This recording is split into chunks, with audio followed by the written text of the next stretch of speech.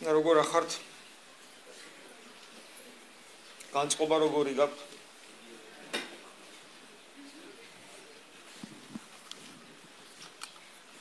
კი, მაგრამ შეკითხების და კითხები რო არ არის?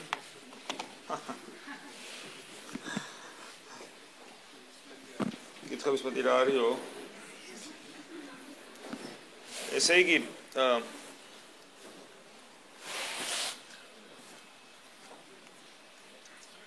კითხვა-პასუხის რეჟიმს თავისი პლუსი აქვს. ჯერ ერთი ის, რომ თემის მომზადება არ მიხდება და დასვენებული მოვდივარ. ეგ ერთი მთავარი პლუსი, ჩემი უდროობიდან გამომდინარე. თუმცა თემის მომზადება თვითონ ძალიან საინტერესო პროცესია. როდესაც მოდის რაღაცა კითხვა ჩემამდე, რომ აი ეს თემა სურთ და მე იწყება თქვათ ამაზე ფიქრი და ხანდახან არის ხოლმე უცნაური რამ ხდება, რომ მთელი კვირა შეიძლება გქონდეს და არაფერი არ გამოდის, იმიტომ რომ რაც, თემა რაღაც თემა ყველა საინტერესოა, რაც თქვათ ჩემამდე მოდის, რომ ეს თემა აინტერესებს, მაგრამ რთულია ხოლმე თქვათ ხანდახან არაფერია, რაღაცა ისეთი ხოლმე ითქვას, რომ რაც საინტერესო იქნება, ლაპარაკისათვის ხოლმე არ იქნება, ხო, ჩვენი შეხვედრა საუბრისათვის, ლექცია ლექციისათვის, არამედ ჩვენ საუბარს და პრაქტიკული დანიშნულება გქონდეს, ჩვენ რაღაცა უნდა წავიღოთ აქედან, მარტო თქვენ არა. მეც თქვენთან ერთად, ჩვენ ერთად რაღაცას ვეძებთ, ხო? ხო და ხანდახან არის ხოლმე რომ არა და ბოლო დღეს ზუსტად ბოლო დღეს გამოდის ხოლმე და ბოლო დღეს რაღაცა ესე იგი ეს აი კინძება ხოლმე ეს საოცრება ხოლმე. ამიტომ ეს თვითონ ეს პროცესი თემიდან გამომდინარე ლექციის მომზადებისა ძალიან საინტერესოა. თუმცა ამას თავის პლუსი აქვს, იმიტომ რომ ფაქტობრივად არის ძალიან შემოქმედებითობა ძალიან მაღალ დონეზე უნდა იყოს, თორე საინტერესო გამოვიდეს. თუმცა ამას თავის სირთულე აქვს, რომ არ იცი რა კითხვა იქნება, არ იცი რა კითხვები ისედაც არის ხოლმე თავისთავად ცხადია, მაგრამ როცა უკვე ახალი აქცენტი ამაზეა, პასუხისგებლობას გარკვეულად არის. მაგრამ მაინც ალბათ უფლის წყალობაზე ვართ, აქაც ეკლესიის ისტორიამ ძალიან ბევრი საინტერესო მაგალითი იცის. თქვათ, აი მისიონერულ საქმიანობაში, თქვათ როგორ ხდებოდა ხოლმე და რა თქვათ საინტერესო მისიონერები რო არსებობდნენ, როგორ იქცეოდნენ ისინი და ამასთანავე ერთ-ერთი სასულიერო პირი ღვთისმეტყველი, ოღონ საქართველოში არა, საქართველოს ფარგლებს გარეთ ყვება იხსენებს ნიკოლოზ სერბი, იცით ეს წმინდანი ნიკოლოზ სერბი, მასთან შეხვედრა იყო, საკმაოდ იცით, ძალიან განსაკუთრებული ენა აქვს ნიკოლოზ სერბს. ძალიან სხვანაირი წიგნები აქვს დაწერილი, სხვანაირი ქადაგებები აქვს, პოეტური, ზღაპრულ ენაზეც წერს, რაღაც საინტერესო წმინდანია ძალიან და შესთავაზეს, რომ თუ შეიძლება რომ ჩაგვიტაროთ ერთი დიდი ლექცია, ოღონ არა მოკლე პასუხები. მოკლე პასუხი კიდე ადვილია, ხო, რაღაცას მოკლე პასუხს გასცემ. არამედ ერთი სრული შეხვედრა ლექცია ჩაგვიტარეთ. ოღონ არ იცით რა თემაზე იქნება, თქვენ რომ მოგზანდებით, ჩვენ გადმოგცემთ ფურცელს, გახსნით და აი რომ გაიხსნება ეს ფურცელი, სრული ლექცია ჩაატარებთ და შეძლებთ, ხო და ამა თქვა შევძლებთ. ხო და დადგა კათედრაზე თუ დაждდა, მიაწოდეს დაკეცილი ფურცელი, 50 საათნახევრიანი ლექცია უნდა ჩაატაროს, გაახსნა და არაფერი არ არის. ცარიელი ფურცელი, არაფერი არ ეწერა. და ნიკოლოზ სერბა წმინდა მღვდელმთავარმა ჩაატარა ლექცია თემაზე. ღმერთმა სამყარო შექმნა არაფრისგან. ესეც საინტერესო რამე იყო. ხო, აბა ჩვენ ეხლა როგორ ავარჩიოთო? როგორ ავარჩიო ეხლა აქედან, ჰა? აი ასე რა ვქნა. მიყვეთ, რას მიყვეთ, რომ მიყვეთ საწავალთ ესე. გავალთ შობამდე. აი ეს, არა. დღეს გოგონების ძალიან დიდი ნაწილი ეწერა. თან ვილცით ყოველდღე კიდე, ზაუ რა იყო, რა ვეცით ამ ბავშვებს. ამას უკვე საჯაროდ მოურიდებლადაც აკეთებენ. ეს გარკვეულწილად ჩვენი ბიჭების ბრალიც ხომ არ არის, რა თქმა უნდა. ჩვენი ბიჭების ბრალიც არის. არის ჩვენი ბიჭების ბრალი.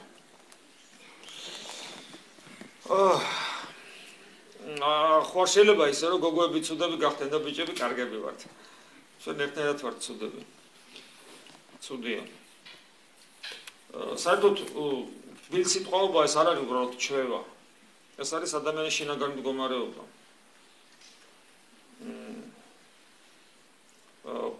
ქართველებს აქვთ ეს გამოთქმა კოკასაშიგან რაცა დგას, იგივე გადმოდინდების ხო გაგვიგია. და ამას საფუძველი აქვს წმინდა წერილში უფალი ამბობს, რომ ნამეტნავისაგან გულისა იტყვის პირი. ნამეტნავისაგან გულის. ანუ რას ნიშნავს ნამეტნავისაგან გულისა? რაც გულში არატევა, ის გადმოდის პირიდან.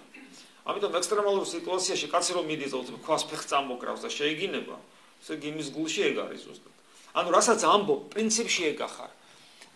რატომ არის ძალიან დიდი ცოდვა, როცა ადამიანი ამაოდ მეტყველებს, ყოველი უქმის სიტყვისათვის პასუხს აგებ, ამბობს უფალი. იმიტომ რომ სიტყვა ეს არ არის უბრალოდ ჰაერში გაფრქვეული ბგერები. ეს არის სულის ენერგია. და სულის შიგთავსია, სული ავლენს ერთ-ერთი რაშიც ავლენს სული, ეს არის სწორედ სიტყვა. რატომ არის რომ ადამიანმა შეიძლება მთელი დღე ისუნთქოს და პრინციპში სუნთქავთ და არ დაიღალოს და ადამიანი რომ საუბრობს, იღლება. ან რატო არის რომ გვერდზე რაღაცა თქვათ შეიძლება აპარატი დადგა რომელიც ბგერებს აფრქვევს, ან ჰაერს აფრქვევს და ის არაფერი და ადამიანი მოვა ხუწვით დაგელაპარაკება მთელი დღე დანგრეული ხარ. ხო, თუ ეს ფიზიკური რამ არის მხოლოდ, ანუ რა ხდება ფიზიკურად თვალსაზრისით ადამიანი საუბრობს და ფილტრებიდან ამოდის ჰაერი. და ვთქვათ რაღაცა სიხშირე აქვს. პრინციპში არაფერი არ არის. მაგრამ რატომ არის მე ალბათ თქვენს გაქვთ ამის გამოცდილება და მე იცოცხლე რამდენი მაქვს. ამის გამო დღესაც გქონა სამშაბათი არ არის დღეს. აბა. ასე იგი ხო გეუბნები ძალიან მძიმეა ხოლმე, ძალიან. იცი რა, გძნობ ხოლმე ენერგია როგორ გადის. აი ფიზიკურად ვთქვი რომ ნელ-ნელა ენერგია გადის. მე კიდე მივდივარ ესე. და ეს განსაკუთრებულად ყველას არ ეხება, ზოგადად რთულია ადამიანის მოსმენა, მაგრამ ზოგს ისეთი შინაგანი ენერგეტიკა აქვს, მე არ ვიცი რა დავარქვა ამას, რამე განსაკუთრებულ ცუდს კი არ ამბობს მაინდა-მაინც. მაგრამ ნუ აი ესე ხდება, ესე იგი სიტყვა სულის ენერგია. წარმოგიდგენიათ, რომ ექსტრემალურ სიტუაციაში, როცა ადამიანი არ აკონტროლებს და სპონტანურად რაღაცებს ამბობს და ის სპონტანურად წამოსროლი როცა არის ბილსიტყვაობა, შიგნით რა ხდება, ხო წარმოგიდგენიათ. ამიტომ ეს ძალიან ცუდი რამეა და ნუ ეწევა რა ეხლა. სათავშორის თამბაქოს მოწევაც მე მაინც გონია რომ ეს გარკვეულწილად კულტურის დეფიციტია. თამბაქოს მოწევა. იმიტომ რომ ჯერეთი მავნებელია, მეორე ბოდიში და აკოთებული ხარ. თუ გოგო ხარ მით უმეტეს საშინელი სუნი აგდეს. ხო, მე ვიცი, ვინც ბევრს ეწევა, მე სუნამოსაც ისხავს ხოლმე და თლაც ასაცილოა რა. ეს არეული ერთმანეთში სუნამო და თამბაქოსო. და პლუს სიხდი ამაში. რა ვიცი, რა უნდა გითხრა. მე ესე მგონია, რომ თუ ჩვენი საზოგადოება თუ ადამიანი უფალს დაინახავს, მას ეს პრობლემები უგვარდება. და თუ ადამიანი უღმერთოდ ცხოვრობს და თუ ადამიანისათვის ღმერთი არ არის, მარადიულ პერსპექტივაში ადამიანი რო ყვდება, უკვე მნიშვნელობა აღარ აქვს, ეწეოდა, არ ეწეოდა, ბილსიტყვაოდა, არ ბილსიტყვაოდა, სულ ერთია, აბსოლუტურად სულ ერთია. ადამიანის მდგომარეობა ამ ქვეყნიური თვალსაზრისით. მარადიული კიდე არჯერა არ წამს და ხო და ცხოვრობს ისე როგორც უნდა. ღმერთი ამბობს, რომ ადამიანი უნდა იყოს უბრალო და არ უნდა უყვარდეს სიმდიდრე. ღმერთი ამბობს და სად ამბობს? ეს ღმერთი ამბობს, მაშინ ციტატა უნდა იყოს. ან უბრალოში რა იგულისხმება? არ უნდა უყვარდეს სიმდიდრე. სიმდიდრე კი არ უნდა უყვარდეს, ეს სოფელი არ უნდა უყვარდეს. იმიტომ რომ ადამიანს შეიძლება სიმდიდრე არ უყვარდეს, მაგრამ საკუთარი თავი ისე უყვარდეს. ჯობია სიმდიდრე უყვარდეს. გესმით, რას გულისხმობთ, სიმდიდრე არ უყვარდეს. ზოგს მაგალითად შეიძლება სიმდიდრე არ უყვარდეს მართლაც. მაგალითად მე მინახე ადამიანი, რომელსაც იმდენად არ უყვარს მანქანა, რომ მანქანის ტარებაც არ იცის. მაგრამ სულაც არ ნიშნავს, რომ ეს სიკეთიდან გამომდინარეა მას აქვს. არ უყვარს მანქანა, მაგრამ უყვარს სხვა რამე, რომელიც მე მგონი მანქანაზე უარესია. ასე რომ ზოგადად ამას სოფლის სიყვარული პრობა ღვთისა, ამაში იგულისხმება ის, რომ ადამიანის გულში ადგილს იკავებს არა მარადიული ღირებულებები და ცოცხალი ღმერთი, არამედ ისეთი რამ, რომელიც წარმავალია თავისი ნიშნულობით. აი მე რომ მაგალითად წყალი მიყვარდეს, ძალიან და ჩემ გულში წყალი რო იყოს, ეს ისეთივე დამღუპელი აღმოჩნდება, როგორც თქვათ, ნებისმიერი რამ თუნდაც სიმდიდრე რო მიყვარდეს. ანუ პრობლემა იმაშია, რომ ადამიანის გულში ადგილი არ იყოს ღმერთის გარდა არაფრისათვის.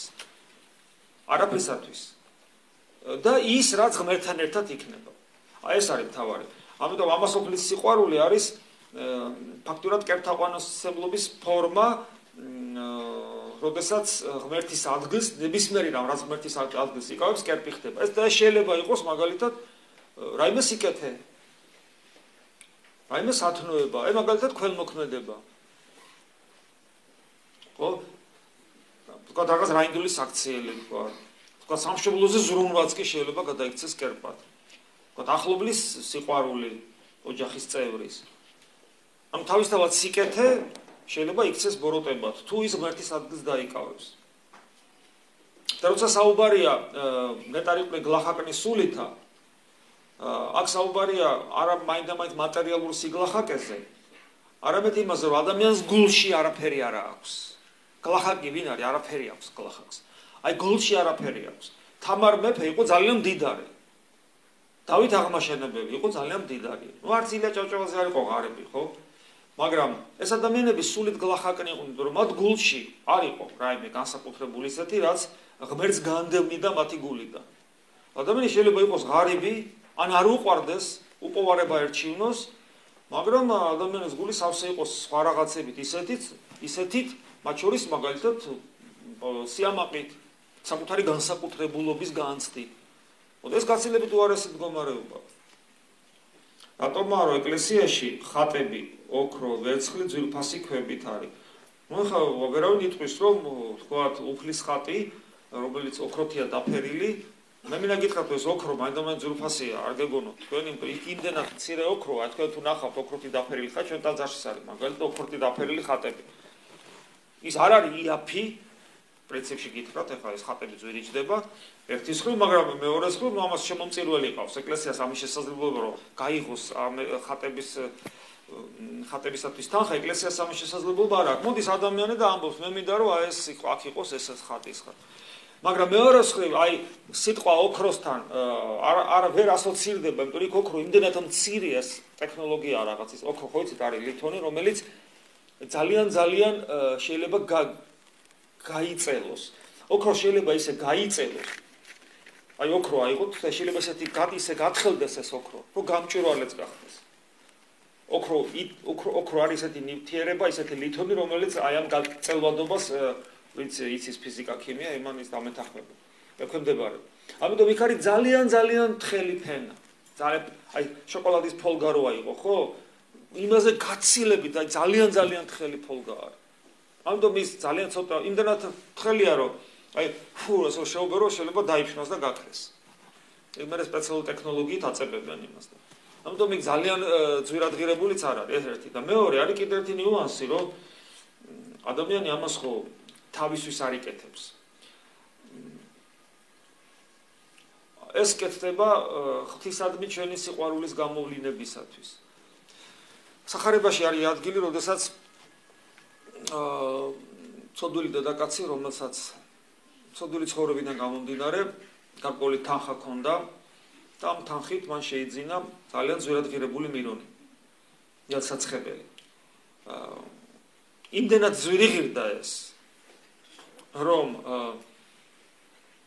200 დრაქანი თუ არ ვცდები, სახარებაში გახსოვთ ეს ადგილი, 200 დრაქანი. 200 დრაქანი არის ძალიან დიდი ფული. აი ძალიან დიდი ფულია. აი თანამედროვე ალბათ $20,000-ია? 2,000 ნამდვილად არა. ეს არის ძალიან დიდი თანხა და აი ამ თანხის ღირებულების ნელსაცხებელი შეიმუსრა და დაასხა უფალს. და გახსოვთ მოციქულების რეაქცია. საბოლოო ჯამში ყველა მოციქული გაჩერდა გარდა იუდასი, იუდა ვერ ისვენებს. და მე არის და რას ამბობენ მოციქულები, რომ აბა ღირდაო ამდენი ძვირფასი მირონის დააღვრა და გაფუჭება პრინციპში, უფალს დაასხეს, გაფუჭება თურმე უფალსო დაასხეს. არ ჯობდაო გაგვეყიდა და გლახაკებისთვის დაგერიგებინათ. დაგვერიგებინათ. საბოლოო ჯამში ყველა გაჩერდება და იუდა არ ჩერდება.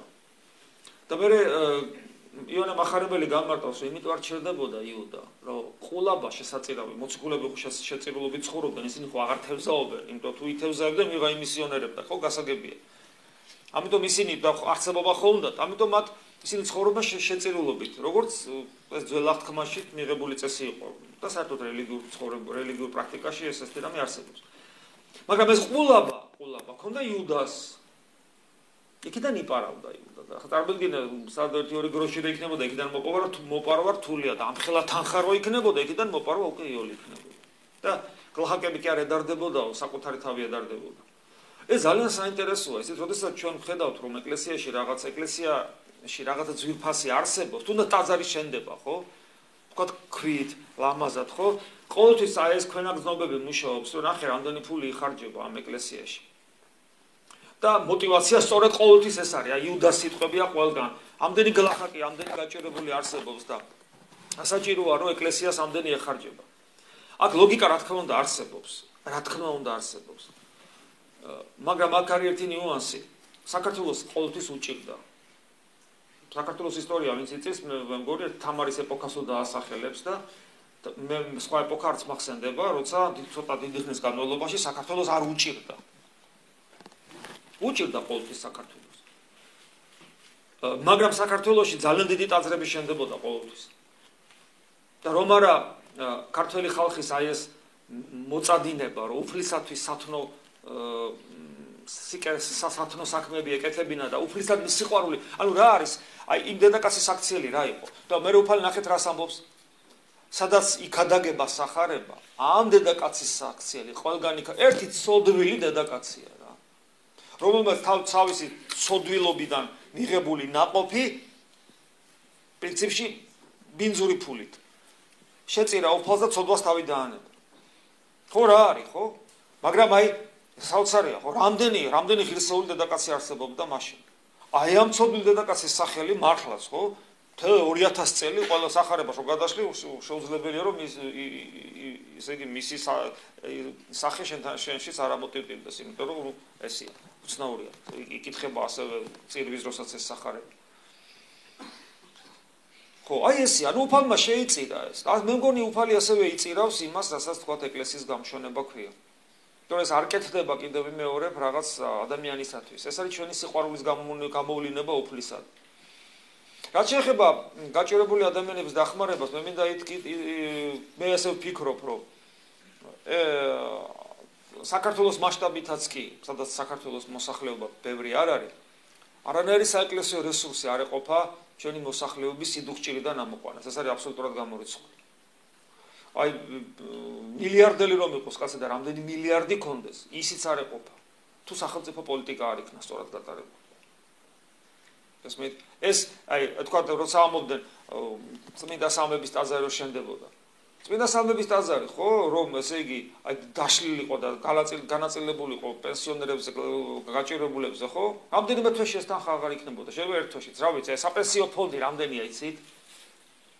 ვინმე ერკვევა კარგად ამაში. რამდენია საპენსიო ფონდი? რამდენი მილიონია? ჰა? რა? 600 მილიონი? ამდენია კაცო? ჰა?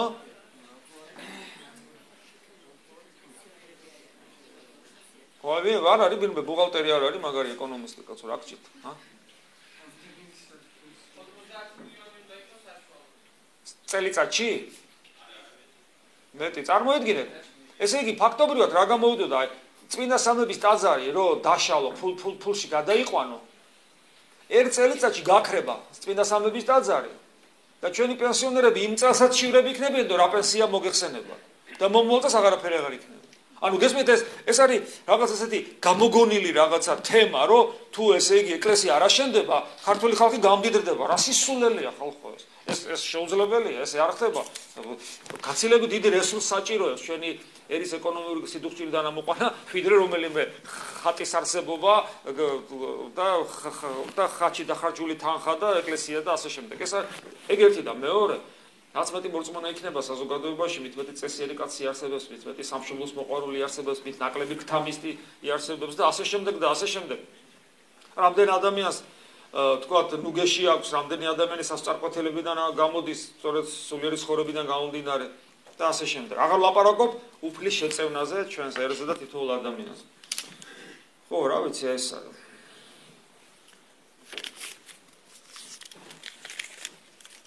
როგორ უნდა მოვიპოვოთ სიმდაბლე, საიდან უნდა დავიწყოთ, რომ მივხვდეთ სწორ გზაზე ვდგავარ. სიმდაბლე არ არის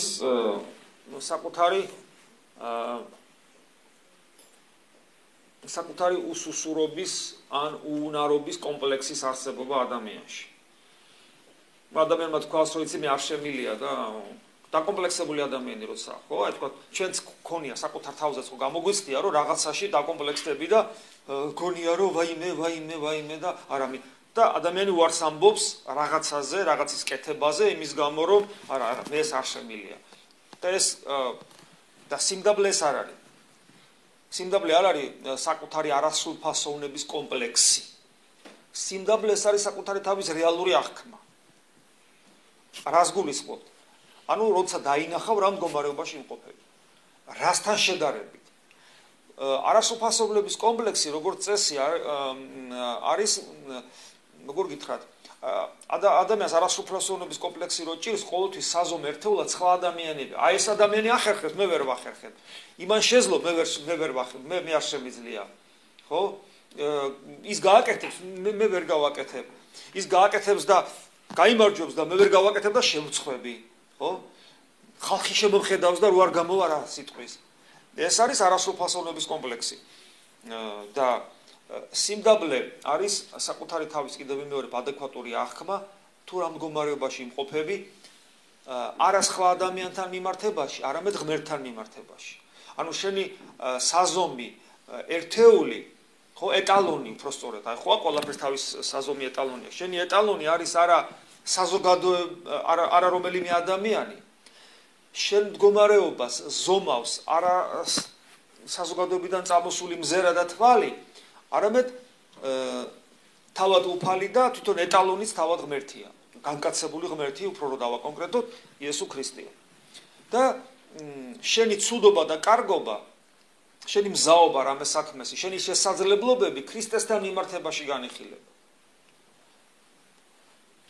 და აქედან გამომდინარე, ჩვენ რომ შევძლოთ საკუთარი თავი დავინახოთ ქრისტესთან მიმართებაში, ჩვენ ესე იგი უნდა ვიცნობდეთ ქრისტეს. ყოველ შემთხვევაში მისკენ უნდა მივისწრაფოდეთ. ანუ ჭეშმარიტი სიმდაბლის მოსაპოვებლად საჭიროა ადამიანი მიუახლოვდეს ქრისტეს, ადამიანმა მეტად შეძლოს ღმერთთან ერთობა, საკუთარი თავი დაინახოს სახარებისეულ ნათელში, სახარებისეულ შუქზე, სახარებისეული სიმართლით, შეაფასოს აქედან გამომდინარე, საკუთარი შესაძლებლობები შეაფასოს, რამდენად შეუძლია მას ქრისტეს უერთგულოს, ქრისტეს დაემსგავსოს და აქედან გამომდინარე, უკვე ის სწორედ ამ გზაზე დადგება, რასაც სიმდაბლის მოპოვება ქვია.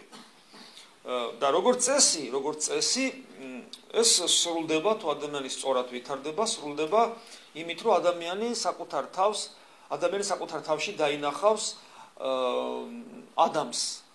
ადამიანს მას შემდეგ, რაც მან ღმერთი უარყო. ადამიანის უუნარობას იყოს ღმერთთან, საკუთარ თავში დაინახავს ამას. ეს არის სიმდაბლე. უუნარობა ღმერთთან ყოფობის. ანუ აი ადამიანის მდგომარეობის დანახვა არის სიმდაბლე. ესია. ოღონ ამ დროს ადამიანს და ეს არის შეუძლებელი, აი ახლა ჩვენ ქრისტიანულად თუ ცხოვრობთ, ჩვენ ვიცით რომ თუ როგორ გვინდა რომ ჩვენ მუდამ ხედავდეთ ადამიანის დაცემულობას ჩვენში, მაგრამ ეს არც ისე იოლია. დაცემული ბუნების ერთ-ერთი თვისება ის არის, ხო არის ნერვოზები, კომპლექსები, სასწორკვეთილებანი, უამრავი რაღაცა გვჭირს ჩვენ. ერთ-ერთი რაც გვჭირს, ეს არის რომ ჩვენ არ ვეპუებით თქვათ იმ ჭეშმარიტებას, რომ ჩვენ ადამიანის ცოდვას ვატარებთ და ყოველთვის გავობივართ ამ მდგომარეობას, ასევე გავობივართ გარდაცვალებაზე ფიქრს და ყოველთვის ცხოვრობთ ისე, რომ საკუთარ თავს შეუძახებთ ხოლმე თითქოს. არ მოგდები კაცო შენ სულ იქნები, ნუ გეშინია, არის ფიქრო სიკვდილზე, მიდი. ან კიდევ თქვათ ჩვენ კაი ვინმე ხარ, კარგი ხარ, არა ხარ ჯოჯოხეთის ფსკეზე, კარგი ხარ, შეგილია ყველაფერი მაგარი ხარ, შეგილია და აჭანებს საკუთარ თავს მოკლედ. დაცემული ბუნების ერთ-ერთი თვისება სწორედ ეს არის. და ინდონეზია ეს პრობლემური, რომ ისეთი დიდი წმინდანიც კი როგორიც ატონი დიდი იყო, სილვან ათონელი იყო, მათ ესე უფალი ეცხადება და ეუბნება რომ ჯოჯოხეთში ამყოფი შენი თავი რომ ასე მოხვიდე, რომ ესე იგი ნახე ის ალექსანდრიელი მეჩექმე მეწაღე რომ შენზე უკეთესია შენ თავი რაღაც გონია ანტონის ეუბნება. რომ როგორმე თვით წმინდანებმაც კი რომ როგორმე შეძლონ საკუთარ თავში ადამიანის დაცემულობის დანახვა. აი ეს არის გზა ამის მოპოვების, რადგან ადამიანს თავისთავად ამის დანახვა არ შეუძლია. ერთადერთი გზა ამის დანახვისა ეს არის სწორედ ქრისტიანული ცხოვრება, მადლის მოხვეჭა. იმიტომ რომ ადამიანი ცხონდება მადლით და მადლის მოხვეჭის სხვადასხვა ადამიანი თავისთავად ვერ განიღმრთობა. ადამიანი განიღმრთობა ღმერთთან ზიარებით. და ღმერთთან ზიარება მადლის მოხვეწას ნიშნავს. განღრთობა, ანუ ღმერთთან გადაქცევა, მოდი ესე ვთქვა, ძალიან უბირად, ეს არის სწორედ ცხონება. და ეს შეუძლებელია მადლის გარეშე და მადლის მოხვეჭა შესაძლებელია მხოლოდ ქრისტესთან ერთობით, მისი ცოცხალი ძიებით, პიროვნული ურთიერთობით, პირდაპირ დავასახლოთ, როგორც ხშირად ვამბობთ ხოლმე, პირდაპირ დავასახლოთ, ეს არის ისიხასტური ძიება ღმერთთან ურთიერთობისა, იგივე გონიერი ლოცვა, პრინციპში ეს არ დაიგივია, ზოგს ეს ისიხასტური არ მოსწონს ეს ტერმინი, კი ბატონო, ვისაც არ მოსწონს გონიერი ლოცვა, ანუ როცა ადამიანი ცდილობს პიროვნული ერთობა შეძლოს ღმერთთან, იქ სადაც ღმერთმა მიგვანიშნა. ღმერთმა ზოგადად მიგვანიშნა, რომ ეს არის გული, ანუ ანატომიური გულის ზედანაწილი, როგორც მამები ამბობენ, მაგრამ კონკრეტულად შენ და მესად მიმანიშნა ეს უფალმა იცის. ესეთ ადგილს ამ ადგილს ჩვენ ვერ ვიპოვებთ, ჩვენ დაახლოებით ვიცით ეს ადგილი და ეს ადგილი სხვათა შორის მე მინდა გითხრათ, რომ ყოველთვის მოულოდნელად იპოვნება ადამიანის მიერ, მოულოდნელად. აი ეს შეიძლება მოხდეს ლოცვის დროს, შეიძლება მოხდეს ჭურჭლის ლეცხვის დროს, შეიძლება მოხდეს შეშის დაჩეხვის დროს, შეიძლება მოხდეს მანქანით გზავრობის დროს, შეიძლება მოხდეს შეიძლება რაღაცას უყურებთ თქვა ტელევიზორში და რაღაც შეიძლება სისულელესაც. მაგრამ შენი შინაგანი სამყარო სულ ძიებაში ღმერთისა და არაფერი არ გამოდის და უცებ აი მოულოდნელად შენი დამსახურება საერთოდ რო არ არის, მე სპეციალურად იმიტომ ესეთი ჩამოვთვალე, ესეთი არ ლოცულობ იმ მომენტში, აი ეს ხდება ხოლმე, შეიძლება არ ლოცულობს. შეიძლება ღმერთი იმიტომ იმ მომენტში რაღაც წამებში არ ახსოვს, თუმცა ქრისტიანს ყოველთვის უნდა ახსოვდეს, აი ყველაზე ისეთ მდგომარეობაში ბრაღ და უცებ რაღაც შეიძლება მოხდეს და აი ეს და შეიძლება ეს მოხდეს ლოცვის დროს, კი ბატონო. შეიძლება უფალს უერთგულე რაღაცაში ძალიან და იმ მომენტში არაფერი, უფალს უერთგულე, შეიძლება ეს სპონტანურად მოხდა, სპონტანურად შეიგინება ადამიანი. ხო, შენ სპონტანურად უფალს უერთგულე, ხო? და გარკვეული დროის მერე უცებ ვეღარ იტან, უცებ რაღაცა მოხდება და საწაიღო არ იცი. ისიც არ გინდა შეამჩნიო. და აი ამ დროს უფალი მიგანიშნ პირდაპირ თიც დაგადებს რა თითქოს აი აქ და უკვე შემდგომში უკვე ადგილი იცი რა თქმა უნდა შემდგომში როცა შენ კვლავ იწყებ მის ძიებას იქ ყურადღება აქ გაქვს უკვე სადაც მიგანიშნა უფალმა ზუსტად იცი ეს ადგილი ხო მაგრამ ეს თან იცი და თან ეს ადგილი არ არის გეომეტრიული ადგილი შენს ორგანიზმში რაღაცა სხვა ფენომენია მაგრამ უკვე ესეილოთ აღარ მოდის ის განცდა. მერე გამეორდება კიდე მოულოდნელად, მერე ისევ წავა, მერე გამეორდება, მერე ისევ წავა, მერე შეიძლება გახშირდეს. მერე თუ ჭკუა გეყოფა უკან მოუხედავად უკან დაუხევა უკან დახევის გარეშე იწყებ ბრძოლას. არ უყურებ არც დაღლილობას, არც გულგრილობას, არც მობეზრებას, არც გულის გაციებას, არც გონების გაბნევას, არაფერს აღარ უყურებ, იწყებ ბრძოლას შენი ბედნიერების მოპოვებისათვის. მე აღმოჩნდა რომ შეუძლებელია თუ არ მოაგვარე ურთიერთობა ადამიანებთან, თუ ყველა არ შეიყვარე, იმიტომ რომ საკმარისია ვიღაცას დაუბღვირო ან ვიღაცას დააბღვერინო, რომ უკვე ესე იგი ეს ცოტა დიდი ხნით განშორდება შენგან. ესმის და უკვე აი ნელ-ნელა თვითონ და გასწავლის რაცა ბრძანდები. აი მე უკვე ნამდვილ სიმდაბლეს მე გასწავლის. აი ესეა. ხო მე რადგან ჩვენ არ ვიცით ამდენი ხანი ვიქნებით, ამი ხოდასხვებიდან ვარჩევ. მოდი ჩემ და ყოველი მაშრალი და ტვირთმძიმენი და მე განგისვენებ თქვენ. ამ სიტყვებში იგულისხმება თუ არა ის, რომ ადამიანი, რომელიც ეკლესიურად ცხოვრებას იწყებს და აღასრულებს წესებს და კანონებს და მე იღლება ამითი, ამას თავი დაანებოს და უფალთა პიროვნული რჩევა დაიწყოს. თავი დაანებოს და მე არა. ეცეთ რა შეასაქმე. ზოგადად უნდა ითქვას, ხანდახან მე ვატყობ ხოლმე, რომ ჩემი სიტყვები ხანდახან არასწორად ესმით და მე ვფიქრობენ, რომ როცა მე ვამბობ, რომ გარეგანი ქრისტიანობა ეს მეორე ხარისხოვანია და მთავარი არის შინაგანი ქრისტიანობა, მე ვამბობ, რომ ეს მეორე ხარისხოვანია და არ მithქვავს, რომ ის საჭირო არ არის. იმიტომ რომ სადამ ადამიანს ორი ხელი, ორი ფეხი და ერთი თავი აქვს, ანუ რაღაც გარკვეული კონკრეტული ფორმები აქვს. ადამიანი გარკვეულ ციკლურობაში არსებობს, იძინებს, იღვიძებს, თენდება, ღამდება, თქვათ, ხო, აი ახალი წელი მოდის, წლიური ციკლი.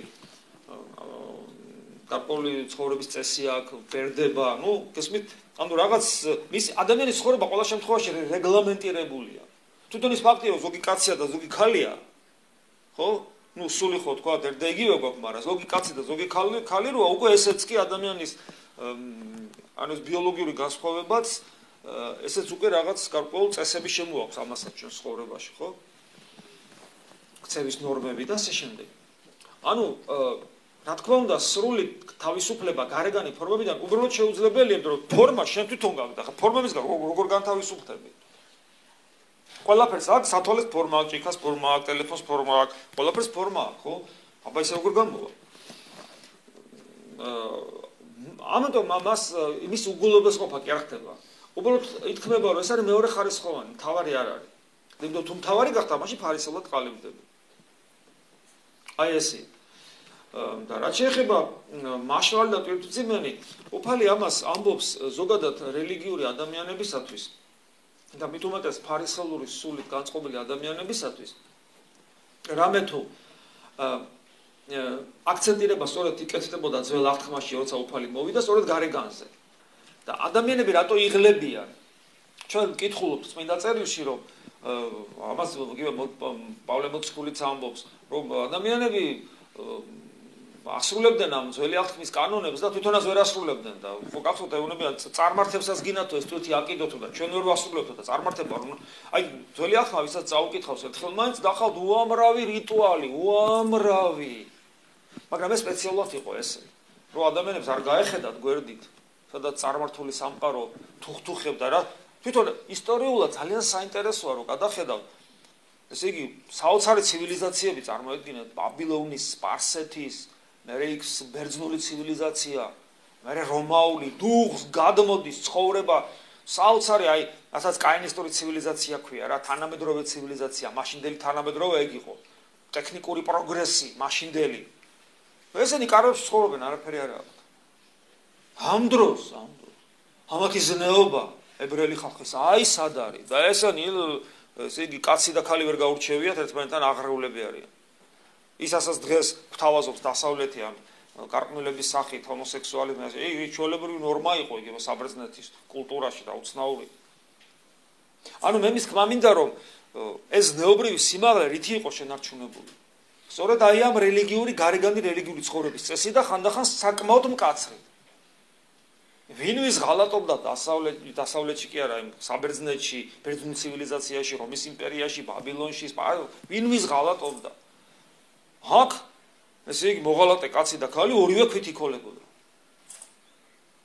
ესმით, ანუ ძალიან მკაცრი წესები იყო. ხო და აი ამ კაცრი წესებით ისინი ეძებდნენ ცოცხალ ღმერთთან ურთიერთობას და ეს ძალიან ჭირდა. ადვილი არ იყო. და ამიტომ ადამიანები იღლებოდნენ და მაინც ვერ პოულობდნენ. და მე უფალი ეუბნება რომ დაიღალეთ. თქვენ უკვე ტვირთ დამძიმებულნი ხართ, მაშრალნი ხართ, დამაშრალნი ხართ. გახსოვთ უფალი ეუბნება რომ ფარისევლებს რომ ესე იგი ძიმე ტვირთს კიდებთო და თითსაც არ შეაშველებთო. და არც თქვენ შედიხართ სასუფეველში და არც მაგათ არ უშვებთ. და ამ დროს ეუბნება ამის სანაცვლოდ ეუბნება რომ და თან ამავე დროს აი წმინდა წერილში არის ძალიან საინტერესო მაგალითები და უფალს მოყავს თავად ეს მაგალითი დავითის მაგალითი როცა ცნობილი მაგალითია როცა საკურთხეველში შეწირულ პურს შეჭამს თვითონ და მეომრებსაც აჭმევს არც მას ეკუთვნოდა რომ ეჭამა მიუხედავად იმისა რომ ცხებული მეფე იყო და არც მის ჯარისკაცებს იმიტომ რომ ცხებული მეფე ის მარტო მღვდელს შეიძლებოდა ეჭამა მაგრამ იმის გამო რომ დევნილობაში იყვნენ ტრები მოსდევდნენ და შივრები დაცვიდებოდნენ მღვდელი თავის ხელით გამოუტანს და აჭმევს. მიუხედავად იმისა, რომ კანონი გძალავდა ამას. ესეთი მაგალითები არსებობს წმინდა წერილში და არცად არ არის გაკრიტიკებული ამისათვის იგივე დავით მეფსალმონე და ასე არც ის მღვდელი არ არის გაკრიტიკებული. ასეთი მაგალითები არსებობს. ანუ ყოველთვის არსებობდა კანონიდან გადახურვა, როცა ადამიანის გადარჩენა, ადამიანის სულიერი ცხოვრება, ფიზიკური გადარჩენა ამას ითხოვდა. ყოველთვის იყო ეს. ანუ თავისუფლება არსებობდა მაინც. გარკვეულწილად. და უფალი ამბობს რომ დაიღალეთ ღმერთსაც ვერ პოულობთ და ჩემთან მოდით ყოველი მაშრალი და ტვირთცემე და მე განგისვენებთ ან თქვენ რასაც ძეძებთ ჩემთან იპოვეთ. ამიტომ კიდევ ვიმეორებ ეს არის არა უგულებელს ყოფა. პირიქით იმისათვის რომ ჩვენ ღმერთთან პიროვნული ურთიერთობა გქონდეს ძალიან ხშირად ჩვენ დისციპლინას უფრო ვამკაცებთ მაგალითად დილას ადამიანი ლოცულობს და საღამოს ადამიანი ლოცულობს, ხო? და 20 წუთი დილას, 20 საღამოს, ნახევარი საათ დილას, ნახევარი საათ პირობითად ან 1 საათ დილას, 1 საათ საღამოს, სიტყვაზე. ციკლურობა, გაიღვიძა ილოცა, ძილის წინ ილოცა. და ჩვენ ვეუბნებით, რომ ამაზე უპირატესი არის ღამე წამოდგომა. თუ ღამე წამოდგომა 15 წუთია და ნახევარი საათია და 1 საათია, ნუ ამას შეიძლება თორ შუაში დავიძინე, გავიღვიძე, ვილოცე და მე ისევ დავიძინე. მაგრამ თუ ეს ღამის წამოდგომა გახდა 3-4 საათი, ბოლო შემთხვევაში მეტი, ამას შეიძლება ამოაგდოს დილის და საღამოს ლოცვა. ამაში არაფერი საშინელება არ არის, იმიტომ რომ როგორც კი საშუალება მოეცა ადამიანს დაიძინა 1-3 საათი ეძინა, წამოდგა და გაატარა ღამე ლოცვაში. და მე ცოტა დაისვენა და წავიდა სამსახურში.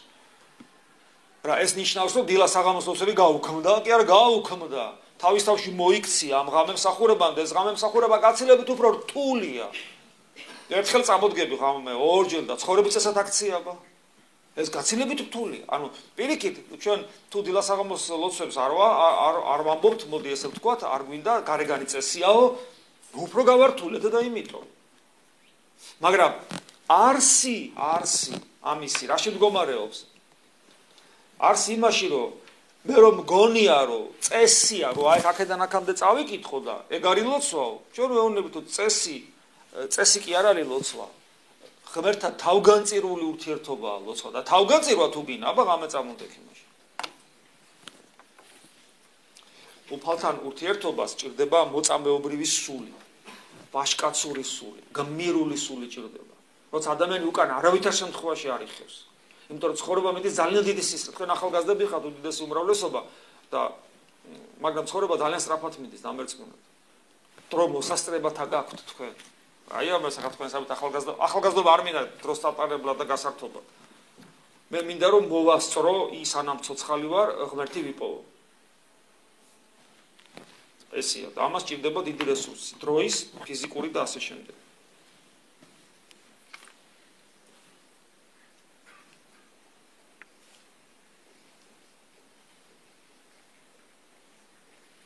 აი, ორჯერ დაწერეთ ეს კითხვა.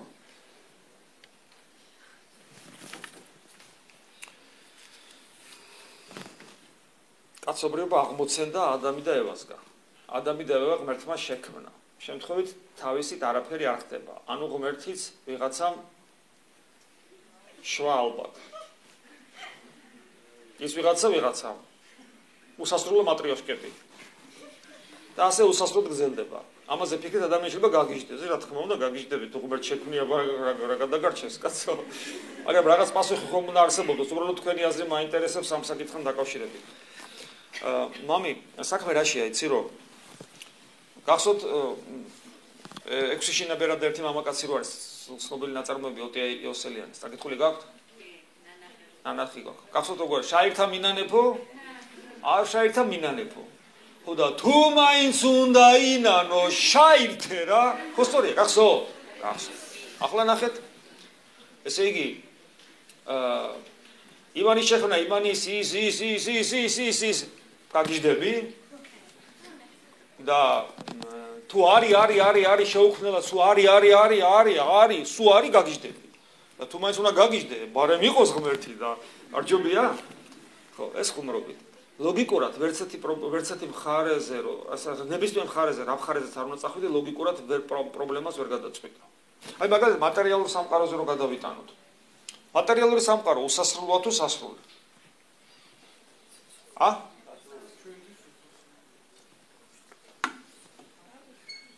მესმის ჩვენთვის კი ჩვენთვის მაგალითად შავ ზღვაში რო ჩაგავდო შუაში ნახდათ უსასრულოა შავი ზღვა ვერ თავს დაინახა ვერ ბოლოს ჩაიქშობი უსასრულოა მაგრამ აი რეალურად მატერიალური სამყარო სასრულია თუ უსასრულოა მე როცა ვიზდებოდი მე რო პატარა ვიყავი ვიზდებოდი საბჭოთა კავშირში მე მეუნებოდი რომ მატერიალური სამყარო უსასრულოა იმიტომ რომ მარქსიზმი ესე ასწავლიდა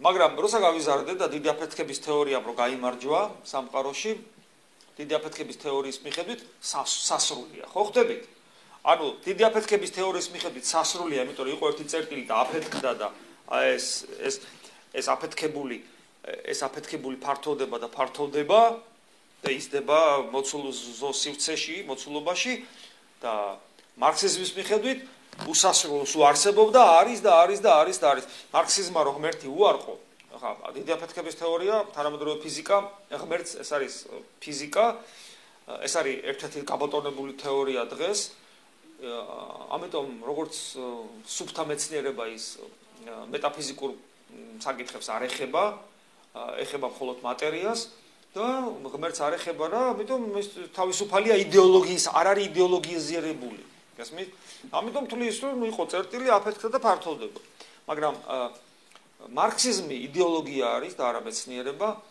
და იდეოლოგია არის ისეთი რომელმაც ღმერთი გააუქმა მაგრამ იმისათვის რომ სიცოცხლის არსებობა ახსნას და სიცოცხლის ფენომენი ახსნას მაშინ მასჭირდება რომ მატერიას მიანიჭოს ღვთაებრივი თვისებები ანუ ღმერთის თვისება რა არის უსასრულობა, აქედან გამომდინარე ყოვლის შემძლეობა და შემოქმედებითობა, ხო? და მარქსიზმმა ღმერთი უარყო და უსასრულობა და შემოქმედებითობა მიანიჭა მატერიას. და თქვა რომ მატერია არის უსასრულო და უსასრულო გამფენილია დროში რა, შემთხვევითი პროცესებით, მან შემოქმედებითად შეძლო მიაღწია ესეთი მშვენიერებისათვის, როგორიც არის ადამიანი. ამიტომ მარქსისტულ იდეოლოგიაში საჭირო იყო რომ მატერია ყოფილიყო უსასრულო. იდეოლოგია ეთხოვდა ამას. ახლა ლოგიკურად ვიფიქროთ. ადვილი ასაქმელია ტვინისათვის რომ აი ხომ არის გალაქტიკა, ხო? და გალაქტიკაში ხო იცით რაც არის? გალაქტიკაში არის თქო რამდენიმე 100 მილიარდი ვარსკვლავი. თქო როგორც ჩვენი მზია, ხო? თქო არის გალაქტიკა. მერე კიდე და გაგიჟდები, ხო სწორია? ესეა. ეხლა ვთქვათ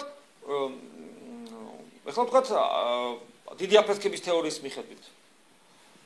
არის გალაქტიკა, მერე კიდე და მორჩა. მერე რა არის? მერე რა არის? იქით რა არის? არა, გალაქტიკა აღარ არის. იმიტომ რომ ეს ხო წერტილი ხო აფეთქდა, წავიდა და ბოლო წერტილამდე. აი მის იქით რა არის? რას ნიშნავს უსასრულობა? აი თქვა რაკეტაზე დავით ზიხარ რაკეტაში და ბოლო გალაქტიკის ბოლო ვარსკვლავზე ხარ. წახვალ კიდე იქით. რატო ვერ წახვალ? აი გალაქტიკები ხო იცით როგორ არის? ერთი გალაქტიკა, მეორე და ბოლო გალაქტიკის ბოლო ვარსკვლავზე ხარ და რაკეტაზე ზიხარ. წახვალ იქით.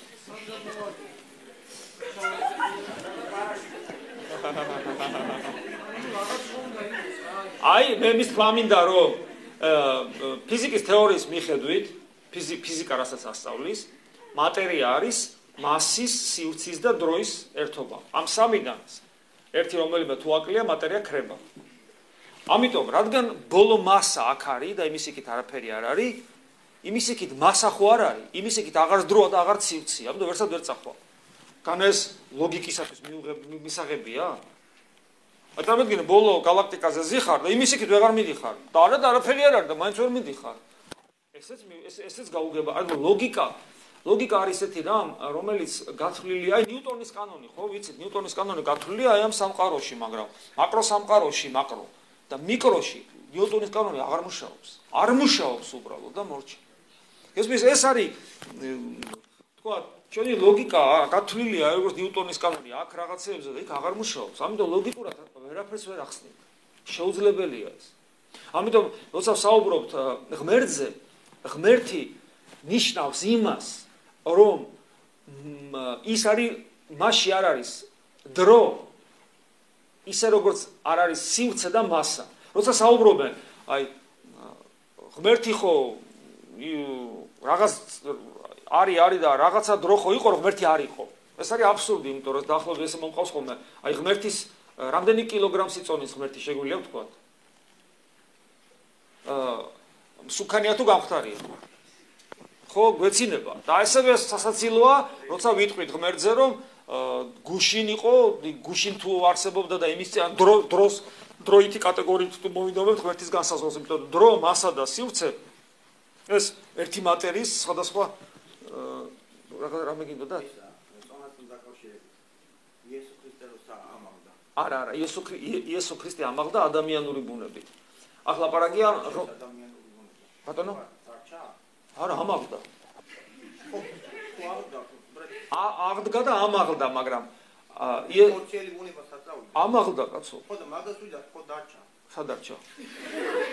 ანუ როცა ამაღლდა. ხო შერჩა ის. კი არ დარჩა, შერჩა. კი, მაგრამ ჩვენ ახლა საუბრობთ ღმერთის ღვთაებრივ ბუნებაზე. და ღვთაებრივ ბუნებას სწორედ ეს თვისება აქვს, რომ ის წონით, ზომით და დროით ვერ განისაზღვრება და საუბარი იყო მიზეზზე და ღმერთი ასევე არის ყოფიერების, ანუ გესმით, თვითონ ეს არსებობა, ყველაფერი რომ არსებობს, ესეც საოცრებაა. ფიზიკოსები ესე ამბობენ, ყოფიერება არის თავად სასწაული, ხო შეიძლება არაფერი არ არსებობდეს. აი არაფერი აქვს, არც შენ, არც მე, არც დედამიწა, არც თვარი, არც სამყარო, არც გალაქტიკა, არაფერი არ არსებობდეს. უცებ არსებობს, ხო, თან ესეთი მოწესრიგებული ლამაზი მშვენიერი, ხო არსებობს. არსებობს, მას თავისი საწყისი აქვს. ოღონდ ღმერთი არის ისეთი არსება, რომელსაც საწყისი არ აქვს, ის სულ არის. იმიტომ რომ საწყისი აქ ნიშნავს იმას, რომ იყო დრო, როცა არ იყო, ანუ დროსთან ერთობაშია და ღმერთთან დრო არ არის. გესმით, ამიტომ ის მუდამ არის. ლოგიკა ამაზე მეც ვერაფერს ვერ იტყვის. ანუ აქ ერთადერთი ვარიანტია, რომ შენი გონების უსუსურობა აღიარო და თქვა, რომ ხო, ნუ აი ლოგიკურად ეს და გაიხარო, რომ რადგან მე ვარსებობ, ეს ერთი, то შეიძლება არ ვარსებობდე, არც მე და არც არაფერი საერთოდ, ვარსებობ ეს და ჩემს არსებობას აქვს მარადიული საწყისი. მარადიული საწყისი. ეს ნიშნავს იმას, რომ შეიძლება, მეც მარადიული ვიყო და მე ეს მიხარია, იმიტომ რომ მე ხო ბიომექანიკა და ბიომასა არა ვარ, რომელიც მარტო ჭამს. მე მიხარია, მე სიყვარული შემიძლია, მე ბედნიერების განცდა მაქვს და მე მიყვარს სიცოცხლე. აი დოსტოევსკი რომ ამბობდა, რომ თუ ადამიანს უყვარს სიცოცხლე, მას ნახევარი საქმე გაკეთებულია ძმებ კარამაზოვებში. თუ მე მიყვარს სიცოცხლე და მე უნდა მიყვარდეს სიცოცხლე, აბა მაშინ რა ადამიანი ვარ, ხო? თუ მე მიყვარს სიცოცხლე, ესე იგი მე მინდა რომ სულ მქონდეს განცდა ამ სიცოცხლისა. მე მარადიული ვიყო, იმიტომ რომ მიყვარს სიცოცხლე. ოღონდ საკითხია რა არის სიცოცხლე ჩემთვის? გემრიელი რაღაცის მიღება, თუ მუდამ მიყვარდეს, მუდამ ვბედნიერობდე. გესმით? გააჩნია რა არის, ხო? რა ღირებულებების მატარებელია ადამიანი. და მე შენ წმუნდები რომ შენი სიცოცხლე არის შენი სიცოცხლის წყარო თავად ყოვლის შემძლე ღმერთია. რადგან ჩემი სიცოცხლის და ჩემი არსებობის და ჩემი სიცოცხლის და შესაბამისად ბედნიერება ხო სიცოცხლეს უკავშირდება, მკვდარი ბედნიერი როგორ იქნება? რადგან ჩემი სიცოცხლის, ჩემი ბედნიერების წყარო სიცოცხლესთან ერთად არის ღმერთი და რადგან ღმერთი მარადიულია და ყოვლის შემძლეა, ესე იგი მე შეიძლება სულ ბედნიერი ვიყო და სულ ცოცხალი ვიყო. მაგას რაჯობია. ეს არის. მესმის ეს რწმენაა, მაგრამ ჩემთვის მაგალითად ეს უფრო ლოგიკურია, ვიდრე თქვათ ის, რომ ყოფიერებას არ ქონდეს არანაირი საწყისი. ადამიანი თავის რწმენით მე აგრძელებს ძიებას ჭეშმარიტებისა. მაგრამ როგორც წესი, თუ ადამიანი ამ ძიებაში ვერ იპოვის ღმერთს, მაშინ ძალიან კატასტროფულ სიტუაციაში აღმოჩნდება, იმიტომ რომ 100 წლის მერე ახლა ჩვენ მოკვდებით თუ შიმპანზეების ჯგუფი რა მნიშვნელობა აქვს. თუ მეცნიერი არ ახლა ვერც მიხვდები ადამიანის ჩონჩხია თუ შიმპანზეს. თუ ღმერთი არ არის, მაშინ არაფერს მნიშვნელობა არ აქვს. როგორ კაცობრიობის ისტორია, კარგით რა. კაცობრიობის ისტორია გარკვეული დროის მერე დედამიწა განადგურდება, ხო ვიცი? გაცივდება. მზე გაცივდება და ჩაქრება. რა კაცობრიობის ისტორია? არაფერს აზრი არ აქვს უბრალოდ. გულში მყოფი მონოზვნებრივი მდგომარეობა ერთნაირად შესაძლებელია მონოზვნისთვისაც და დაქორწინებული ადამიანისთვისაც. იდეაში მონოზვნისთვის მონოზვნური მდგომარეობა უფრო იოლია ვიდრე დაქორწინებულისათვის. იმიტომ რომ დაქორწინებული ადამიანი ძალიან ბევრი საზრუნავის წინაშე დგას. ამ ქვეყნიური თვალსაზრისით. მაგრამ მე ვფიქრობ, მაინც საზრუნავი მონოზონსაც აქვს. საზრუნავი მონასტერში ძალიან ბევრია, მათ შორის მატერიალური საზრუნავი. რომ იარსებონ. ისინი დღედაღამ შრომაში არიან. ასე რომ მარტო აქ ის რომ შრომის გამო თქვათ რაღაცა პრობლემა იყოს ერის კაცისათვის ალბათ არა. ალბათ არა. პასუხისგებლობა შვილებიდან გამომდინარე თქვათ. ალბათ აქაც არა, იმიტომ რომ შვილები კი არის პრობლემა თქვათ, მაგრამ მონასტერშიც უამრავი ბერია, უამრავი მონოზონია, იქ წინამძღვარია, რომელიც მათზე ზრუნავს, ეს მორჩილებია, რომლებიც ჭირვეულობენ, თავიანთ ნებას არ ტოვებენ და ეწინააღმდეგებიან განვითარებას სულიერს და ცელქობენ, მოკლედ ესე ვთქვათ. ანუ პრობლემები აქაც არის. მაგალითი ეკლესიის ისტორიამ ძალიან ბევრი მაგალითი იცის, როდესაც ისეთ დიდ წმინდანებს, როგორც ანტონი დიდი ვახსენე და თუ არ ვცდები, პახუმი დიდი იყო ასევე, რომელსაც ორი გათხოვილი ქალი აჩვენა ღმერთმა, როგორც ანტონი დიდს აჩვენა ის მეწაღე, ერისკაცი, ასევე პახუმი დიდს თუ არ ვცდები, რომელიღაც ასეთ ეგვიპტელ მამას აჩვენა ორი ქალი, რომლებიც მან ამ დიდ წმინდანზე მაღლა დააყენა, გათხოვილი ქალი. თავიანთი ფარული ღვაწლის გამო. ასე რომ ჩვენ ძალიან ბევრი მაგალითი ვიცით კიდევ ვიმეორებ იმისა, თუ რა სიმაღლეს აღწევდნენ თქვათ ერის ადამიანები. თუმცა იდეაში მაინც ალბათ განდეგილება და განმარტოვება უფრო მაღალი განვითარების შესაძლებლობას იძლევა. იდეაში. ახლა სიმონ ახალი ღვთისმეტყველი, ხო? თუმცა ახლა გამახსენდა უცებ სიმონ ახალი ღვთისმეტყველი არა, მაგრამ გრიგოლ პალამას მამა იყო ძალიან დიდი თანამდებობის პირი ბიზანტიის კარზე. და ის გამოირჩეოდა თავისი დიდი სულიერებით, გონიერი ლოცვა ჰქონდა და წმინდანად არის შერაცხილი. სხვა შორის გრიგოლ პალამას მთელი ოჯახი, ეს თვითონ ეპისკოპოსი იყო და ბერი იყო ახლა ბავშვობიდან, ათონელი მამა იყო და თესალონიკის ეპისკოპოსი. მაგრამ ოჯახის 7-ვე წევრი წმინდანად არის შერაცხილი. და ყველა ბერი ხო არ იყო, მათ შორის მისი დედა და მამა. და კიდევ ვიმეორებ, მამა იყო ძალიან მაღალი თანამდებობის კაცი, სამეფო კარზე. ასე რომ აი ეს არის რა. და თუ ამას კიდე დაუმატებთ იმას, რა მდგომარეობა დღეს მონასტრებში, სადაც სულიერი ცხოვრება შეიძლება სულაც არ იყოს ისეთი, როგორც ჩვენ წარმოგვიდგენია იდეაში. აქედან გამომდინარე, შეიძლება ვთქვა, რომ დღეს პრინციპული დღეს საქართველოში ათონისთაზე ალბათ არა, მაგრამ დღეს საქართველოში პრინციპული მნიშვნელობა არ აქვს. ვიღაცამ არ ეგონოს თვითონ ერისკაციო ჩემზე რომ ესე იგი არა ვარ ბერი რა ენაღლებაო მე ასეთებს ვეტყვი რომ მე მინდა ბერობა თქვა თუმცა ეს ჩემი ექსკლუზიური უფლება არ არის იმიტომ რომ ოჯახი მყავს და პატრიარქი მყავს და მე მორჩით სამრევლო მაქვს წინამძღვარი ვარ და ამიტომ მე ესე გუდანაბადი ავიკრა და წავიდე თავში გვაგიხლიათ არ გამომივა ნუ მე ჩემი მორჩილებები მაქვს ამიტომ რაღაც გარკვეულ რაღაცებს ექცევა ყურადღება მაგრამ ჩემი სურვილი ეს არის ეხლა მაშინ მეტყვის თუ მნიშვნელობა არ აქვს აბა რა გინდა ხო აი აქვს მნიშვნელობა გარკვეულწილად მაინც ალბათ იმიტომ რომ ესე მგონია მაგრამ ეს ხოლმე მგონია იმიტომ რომ მე არ ვიცი რა იქნება ესე მგონია რომ თქვათ რომ ვიყო თქვათ მონასტერში ალბათ უფრო მეტად შევძლებდი უფლის ძიებას უფრო მეტ განმარტოებას არ ვიცი რთული საკითხია რა პავლე მოციქული არ იყო განმარტოებული მაგრამ პავლე იყო და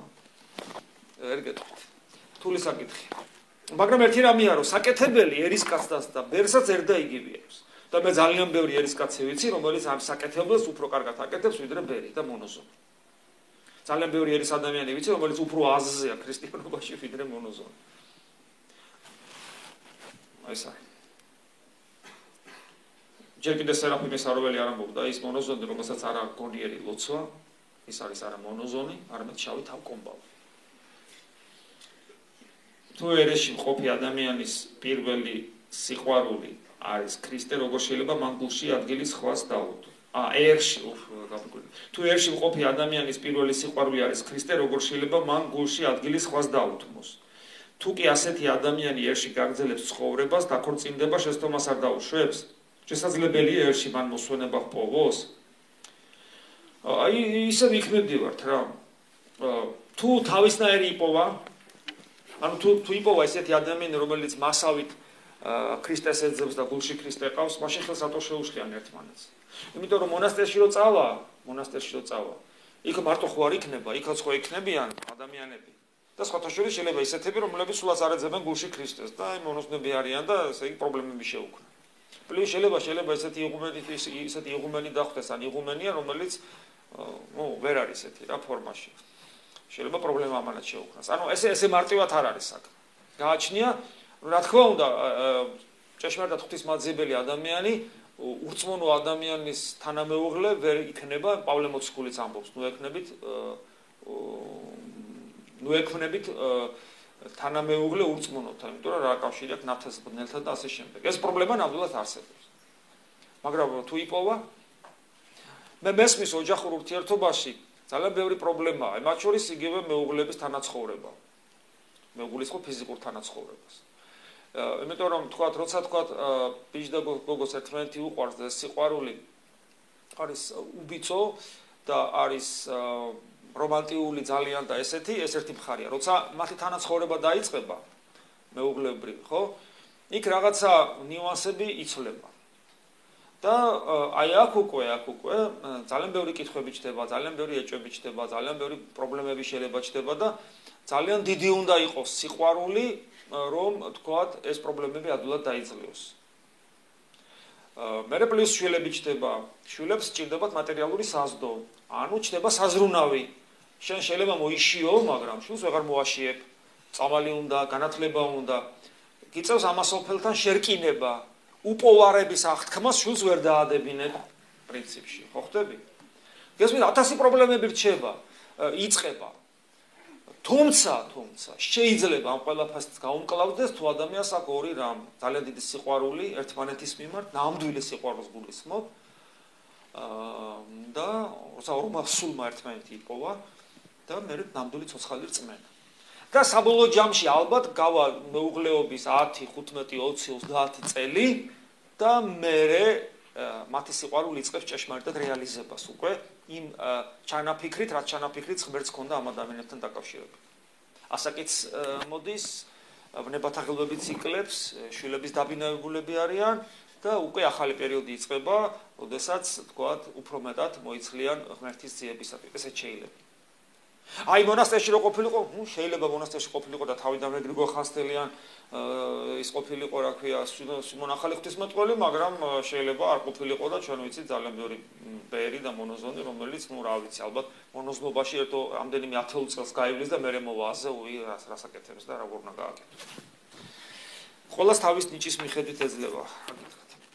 რატომ ხდება ისე, რომ რაც ძალიან გვინდა, არ გვეძლება და შეიძლება აღმოვაჩინოთ, რომ ისეთ ადამიანს გააჩნდეს ის, რომელიც ნამდვილად არ სჭირდება. უფრო გასაგები რომ იყოს, მაგალითად, ის ვინც წლებია ოცნებობს, რომ გახდეს მშობელი, არაფერი გამოსდის და ამ დროს კი შეიძლება ის, ვინც სრულებით არ ოცნებობს, იყოს მშობელი, რომელიც ერთი შეხედვით არ იმსახურებს, სწორედ ის ხდება მშობელი. რატო ხდება ასე? თუ ეს უფლის საიდუმლოებაა. ხო, ნამდვილად საიდუმლოება ალბათ უფლისა, ვის როგორი ცხოვრება აქვს და მე როგორ ცხოვრებას გაზდის. თუმცა მე მინდა ჩემთვის უსაყვარლესი მოძღვრის იოსების სიხასტის სიტყვები მინდა მოგიტანოთ. ის ესეთ რამეს ამბობს, რომ ადამიანი, რომელიც ძალიან ერთგულებს უფალს, იცით ეს სიტყვები ცოტა ისეა. ძალიან ერთგულებს უფალს და ხა ადამიანი დარბაზში იფიქრებს და აგერ მე კიდე თქვენზე უარესია. აი მე ერთგულებ უფალს და აბა რა. ხო, ეს ძალიან ერთგულებს უფალს, ძალიან დიდი კითხვის ნიშნებს შეიცავს. რას ნიშნავს? ძალიან ადამიანი ძალიან აი იოსების სიხასტი ძალიან ერთგულებდა უფალს. პავლე მოციქულიც ასევე. და ასე შემდეგ, მაგრამ აი რას ნიშნავს ძალიან ერთგულებდა უფალს? რა კრიტერიუმები გვაქვს სამის? რა უნდა გააკეთო, რომ იყო ძალიან ერთგული უფლისა, ხო? რას ნიშნავს? კაი ქრისტიანი, ხო? ეს ხო და რთულია, ხო? გასასაზღვრავად. არ უნდა თქვა, რომ საკუთარ თავზე რომ იცი ეს. მაგრამ იოსების სიხასტი მაინც ესეთ რამეს ამბობს, რომ ადამიანი, რომელიც ძალიან ერთგულებს უფალს და პირველ რიგში ეს ვლინდება იმაში, რომ მისი საზღვრავი მხოლოდ ქრისტეა და სხვა აბსოლუტურად არაფერი არ აინტერესებს ადამიანს. ეს შეიძლება ერისკაციც იყოს. შეიძლება ეს არ ამბობს ერისკაცი მაინდა ბერი და ასე შემდეგ, ხო? იოსები ამბობს ეს დიდებული მამა, რომ ასეთ ადამიანს ძალიან ხშირად ისეთი რაღაცებიც კი ეძლევა, რადგან კი არც კი უოცნებ, ვერც კი გაბედავდა ოცნებას. და ეძლევა. აძლევს უფალი რა. როგორც შვილს, რომელსაც აი შენ, იმიტომ რომ ვიცი არ გაგაფუჭებს. აი ეს მოგეფერები. პატარა ბავშვს სათავაშოს ომიდა, პატარა ბავშვი უხარია, მაგრამ არ ფუჭდება. ესეთი ბავშვი არ არის, რომ ეხლა ეს ხომ მიეცი და მამა ეხლა ეს მიყიდე, ეგეთი ბავშვი არ არის. არამედ ეს რო აჩუქე, მამა ეხლა ეს მიყიდეს მაგივრად. ფუჭა დიწყება მამიკო როგორ მეყვა. აი ეს. ეს ხო არის ეგეთი ბავშვები. ალბათ არის. ხო, ესა. ანუ ეგეთი ბავშვი რო ხარ, გაიგე რომ აი შენ და შენ და არ ელოდებიო ისეთ რაღაცებს გაძლევს უფალი. ვერც კი წარმოედგინე. იმიტომ არასოდეს არაფერს არ თხოვ. და პრინციპში ხა იოსების სიხასტი კი ამბობს ამას, მაგრამ განარამე განსაკუთრებულს ამბობს, განაუფალი არ გვასწავლის. სასופველი ეძებდა და ზეცირმა მამამ ხო იცის აქ ჭირდება. მაგრამ არსებობს განსაცდელები, არსებობს პრობლემები, არსებობს ტკივილები და რატომ? სწორედ იმის გამო, რომ ადამიანი მთავარს ვერ ხედავს. ერთ-ერთი კრიტერიუმი მთავარს ადამიანი ხედავს თუ ვერ ხედავს, ერთ-ერთი კრიტერიუმი შეფასების საკუთარ თავში რომ შეაფასო. არის ის, რომ რა უფრო გტკივა, როცა ამ ქვეყნიურად რაღაცა დეფიციტი გაქვს, თუ ღმერთთან ურთიერთობა რო არ გამოდის. შეიძლება ორივე გტკიოდეს და ძალიან კარგია, მაგრამ ეხლა გავიგოთ, რა უფრო გტკივა. და თუ თანაბრად გტკივა, შენი საქმე ცუდად არის და თუ მეტუმეტეს ამ ქვეყნი უფრო გტკივა, თლა ცუდად არის. ამიტომ აი ამას მოყვება მე განსაცდელები. იმიტომ რომ განსაცდელი არის შესაძლებლობა ჩვენთვის დავინახოთ, რომ ეს ყველაფერი წარმავალია. ეს ყველაფერი აი გინდა ესა, გინდა ეს. რა არის ეს? არაფერი არ არის. შენ რო მოკვდები ეს დარჩება აქ და მორჩა. ხო, ესე რთულია. მაინტერესებს თუ უყურეთ სადახარ შენობა. ესე იგი აქ უყურეთ აი მე თავის მიმართებ. ეხლა მე ხო ამპარტავანი კაცი ვარ, თავი უნდა გავიმართო. პოდიში, აი აქ ესეთი ბლოკნოტი. ნახეთ. თუ აქედან რას დაინახავთ, აქ წერია ფილმი სახელწოდებით საიდუმლო. ჩავიწერე რომ მენახა, მაგრამ სეკრეტ ესე ქვია? ეს დოკუმენტური ფილმია, ხო? ხო, აი ჩავიწერე და ვერ ვნახე. ანუ ეს არის იმას ხوار ეხება ადამიანმა როგორ მიაღწიოს წარმატებას. აჰა, გასაგებია. ხო, მე აუცილებლად ეხლა გვიკვირდებით. იმიტომ რომ кайხანი ოთარ სანამ ფილმს არ ვნახავ. აი რომ მეტყვი რომ სოუში ლექსია ჩავატაროთო, მე გაგახსენე ფილმის სეკრეტ ვნახე? სეკრეტი გვაქვს მე და შენ, ფილმის სეკრეტ ვნახე? თუ ფილმი არ ვნახე, აქ არ მომიყვანო. პირობა მიცებული მაქვს. ხო, მაგრამ მე ესე იგი დასაწყისში თვალი გადავლებული ვითა მაგ და აქ არის აი მე თუ არ ვწდები იმას ხო არ ეხება რომ როგორ უნდა მოიქცე რომ ცხოვრებაში წარმატებებს მიაღწიო. ანუ ფილმი გაუნება რომ შენი აზროვნებით რატოც იფიქრე და რაში დარწმუნებული იქნები რომ ეს მოხდება, უნდა გაიაზრო ეს ყველაფერი რეალურად მოხდება და წარმატებას მიაღწიო. თუმცა ანუ მატერიალური იცი რა არის? მე ესე უყურებ მაგას. მე დაახლოებით ვიცი ეგრეა, მაგრამ მე მაინც კონკრეტულადაც ვნახავ, იმიტომ რომ გადავავლე თვალი. საქმე რაშია, იცით? არსებობს ესეთი კანონი, რომელიც უფალმა გაახმოვანა.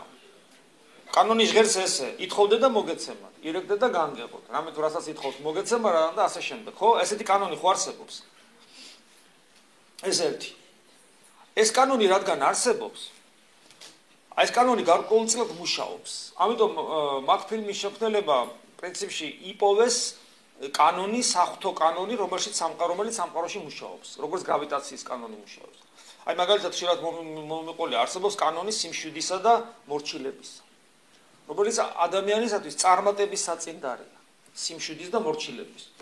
და ამის დასტურად მომყავს ხოლმე ლაოძის ცნობილი ლაოძის ძალიან დიდი ბრძედი, რომელიც სამხედრო ხელოვნებაში როგორც ყველა ჩინელი ფილოსოფოსი ერკვევა ძალიან კარგად და ამბობს ესეთ რამეს, რომ ხმალ შემართულთა შორის, ანუ ორი მეომარი ერთმანეთის პირისპირ დგას და ჩინელი მეომრები იცით რა მაგარი მოფარიკავები არიან, ხაერში ბუს გაჭრიან, მით უმეტეს ადამიანს და როგორ ამბობს, რომ ხმალ შემართულთა შორის ის იმარჯვებს ვინც პრასიანია, მოჭყბარია, კუნთმაგარია, ვინც მშვიდია და მორჩილი. ანუ სიმშვიდე და რო დაფიქრდე, როგორც თუ გაანალიზებ, აი ამას, ხო, მიხვდები რომ მართლაც ესეა, იმიტომ რომ მე როცა მშვიდი ვარ, ესე იგი მისი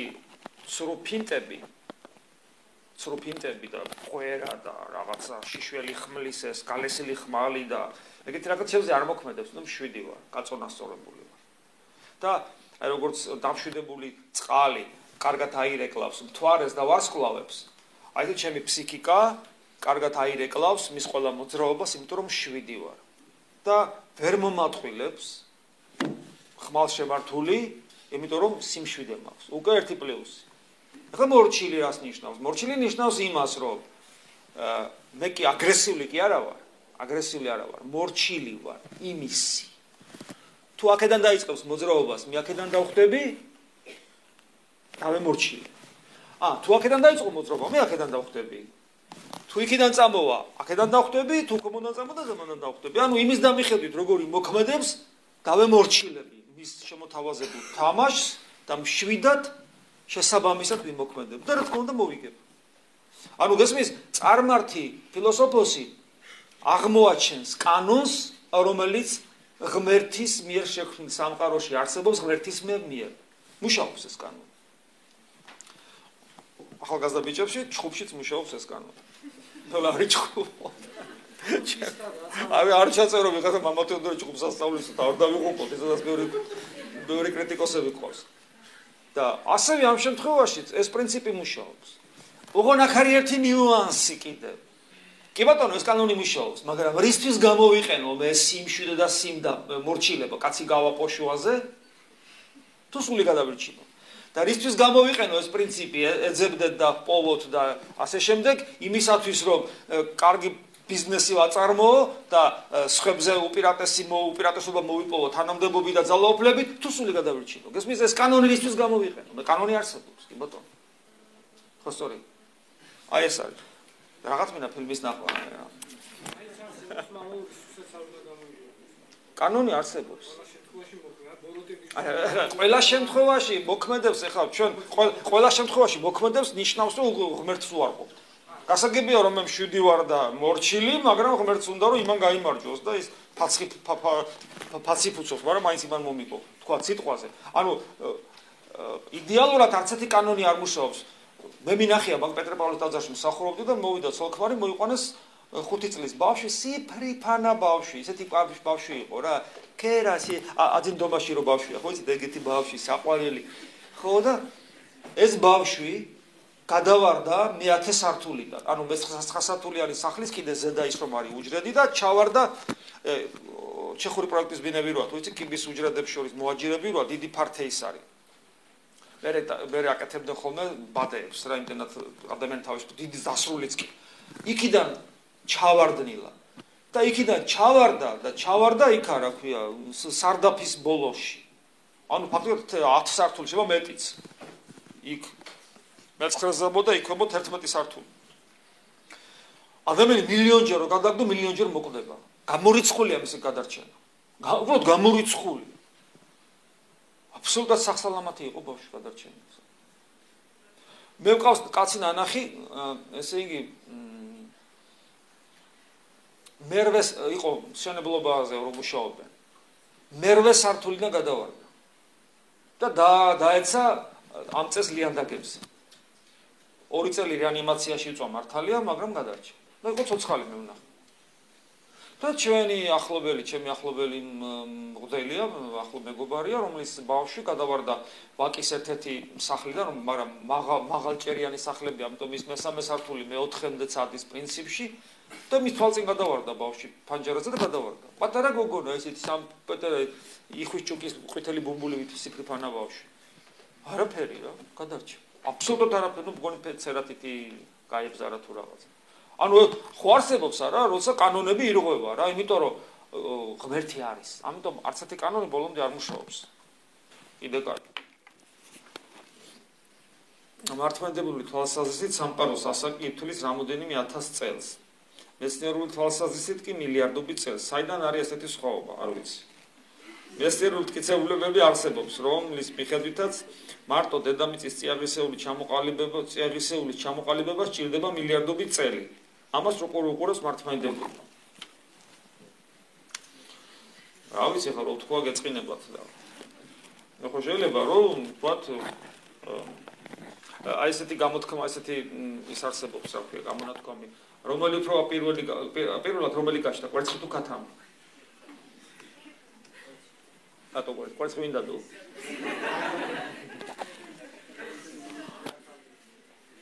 მოდი ახლა ესე ვთქვათ. აი არის ღმერთი, რომელიც არის ყოვლის შემძლე. მას შეუძლია კვერცხი გააჩინოს ქათმის გარეშე თუ არა? შენ ბიჭო, აღარ გაზიარებ იცოდ.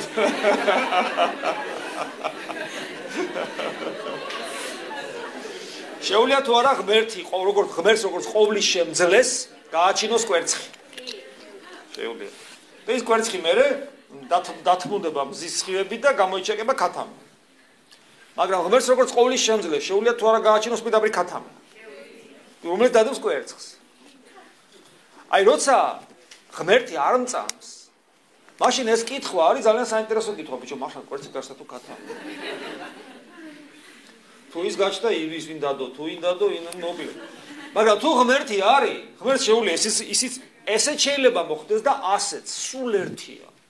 იმიტომ რომ ღმერთი არის ყოვლის შემძლე. რადგან ღმერთი არის, მან შეიძლება წიაღისეულის სიმდიდრე გააჩინა პირდაპირ, ასეც შეიძლება. შეიძლება, ესე იგი, განვითარებით მოხდა ეს, მაგრამ დრო სხვანაირად ვითარდებოდა შეკუმშულ ფორმებში. შეიძლება ასევე ის ბიბლიური გამოთვლა ემყარება რა ადამის ასაკს. ადამის ასაკს ემყარება ის. და წიაღისეულები კიდე მანამდე არსებობდა, 1000 ნიუანსი არსებობს. ჩვენ, როდესაც მხოლოდ სუფთა მეცნიერული თვალსაზრისით განვიხილავთ ამა თუ იმ ფენომენს, იქ ღმერთს გამოვრიცხავთ, მაგრამ თუ ღმერთს გამოვრიცხავთ, ხო, მე ჩემთვის მაგა დაუხსნელი ფენომენია, აი ძალიან თქო ინტერნეტში ძალიან ბევრი ინფორმაციებია დღეს დედამიწა როგორ მუშაობს, როგორც კონდენსიონერი, როგორც მაცივარი, როგორც გამათბობელი. დედამიწა მუშაობს როგორც გამათბობელი, დედამიწა მუშაობს როგორც კონდენსიონერი, დედამიწა მუშაობს როგორც მაცივარი. აი უბრალოდ ნახეთ რა. ეს რა საოცარი ფენომენია რა. ეს არის გრანდიოზული დიდი მოწყობილობა, რომელიც ზუსტად მუშაობს მაცივრის კონდიციონერის და გამათბობელის პრინციპებით. სადაც პატარა დარღვევა, აი სულ პატარა დარღვევა და ასე ასრული გამყინვარი იქნება, ასრული კატასტროფა მოხდება რა დედამიწას. აი ესე მარტივად არ არის, მზე გაანათა და მორჩა. ხო ეს აი როგორც ადამიანი 36 და 6 როა გუნდმივად ტემპერატურა, ხო? რა პროცესები მიდის წარმოგიდგენიათ, როგორი სიზუსტით აი თერმობირთვული რეაქცია რომ მიდის ხოლმე ატომურ სადგურში რა და როგორი სიზუსტით მუშაობს, ხო იცით? ატომური საათი ყველაზე უფრო ზუსტი საათებია, ხო? აი როგორი სიზუსტე კვარცის საათები როა, იმიტომ რომ რატოა კვარცის საათები ზუსტი? იმიტომ რომ კვარცი არის კრისტალი, რომელიც თავში ატარებს ამ ელექტროენერგიას და ელექტროენერგია კვარცში რო შედის, გამოდის კვარციდან და კვარციდან გამოსული ელექტროენერგიის იმპულსები არის აბსოლუტურად ზუსტი. იმიტომ რომ მისი სიზუსტე გარანტირებულია კვარცის ატომების განლაგებით, სტრუქტურით, კრისტალის, რომელიც მოცემულობა არის ესეთი, ხო? ანუ რაღაცები აი ეს განაპირობებს ამ აი ადამიანი, ხო? როგორ ზუსტად მუშაობს, წარმოიდგინე 36 და 6 და როგორ საკმარისია 2/1000 რა არის 2/1000 გრადუსი, იმათ ხელით ვერც კი გძნობ 2/1000-ს. 2/1000 იმატებს და ხდება 36 და 8 და უკვე გძნობ. ხო საოცრებაა. ამიტომ ესე იგი ეს საოცარი სიზუსტები არსებობს რეალურად და დედამიწა არის აი ფანტასტიურად ზუსტი ხელსაწყო. და მაშინ მე კითხვა მაქვს, ბიჭო, როგორ შემთხვევით ეს როგორ გაჩნდა ეს? თან რამდენი პლანეტა უნახიათ მეცნიერებს? უпроსორეთ დაკვირვების ობიექტი ყოფილა, არა მარტო მზის სისტემის, არამედ სხვა ვარსკვლავების გარშემო. არსად მსგავსი ფენომენი არ არსებობს. მერე ეს უცნაური კიდევ რაღაც დედამიწის გარშემო, ხო, საერთოდ როცა მოძრაობს რაიმე სხეული, ეს გაწელილი ელიფსის ფორმაა ყოველთვის. და აი რასაოცრად მოძრაობს დედამიწა. თითქმის წრეად. ესეც საოცარი ფენომენი. გაწელილი ელიფსი რო იყოს, წარმოიდგინე რა. აქციის შესაძლებლობა აღარ იქნება. ანუ ბევრი ნიუანსია ისეთი, რომელიც ვერაფრით ვერ აიხსნება ღმერთის გარეშე. ვერაფრით. და ასე რომ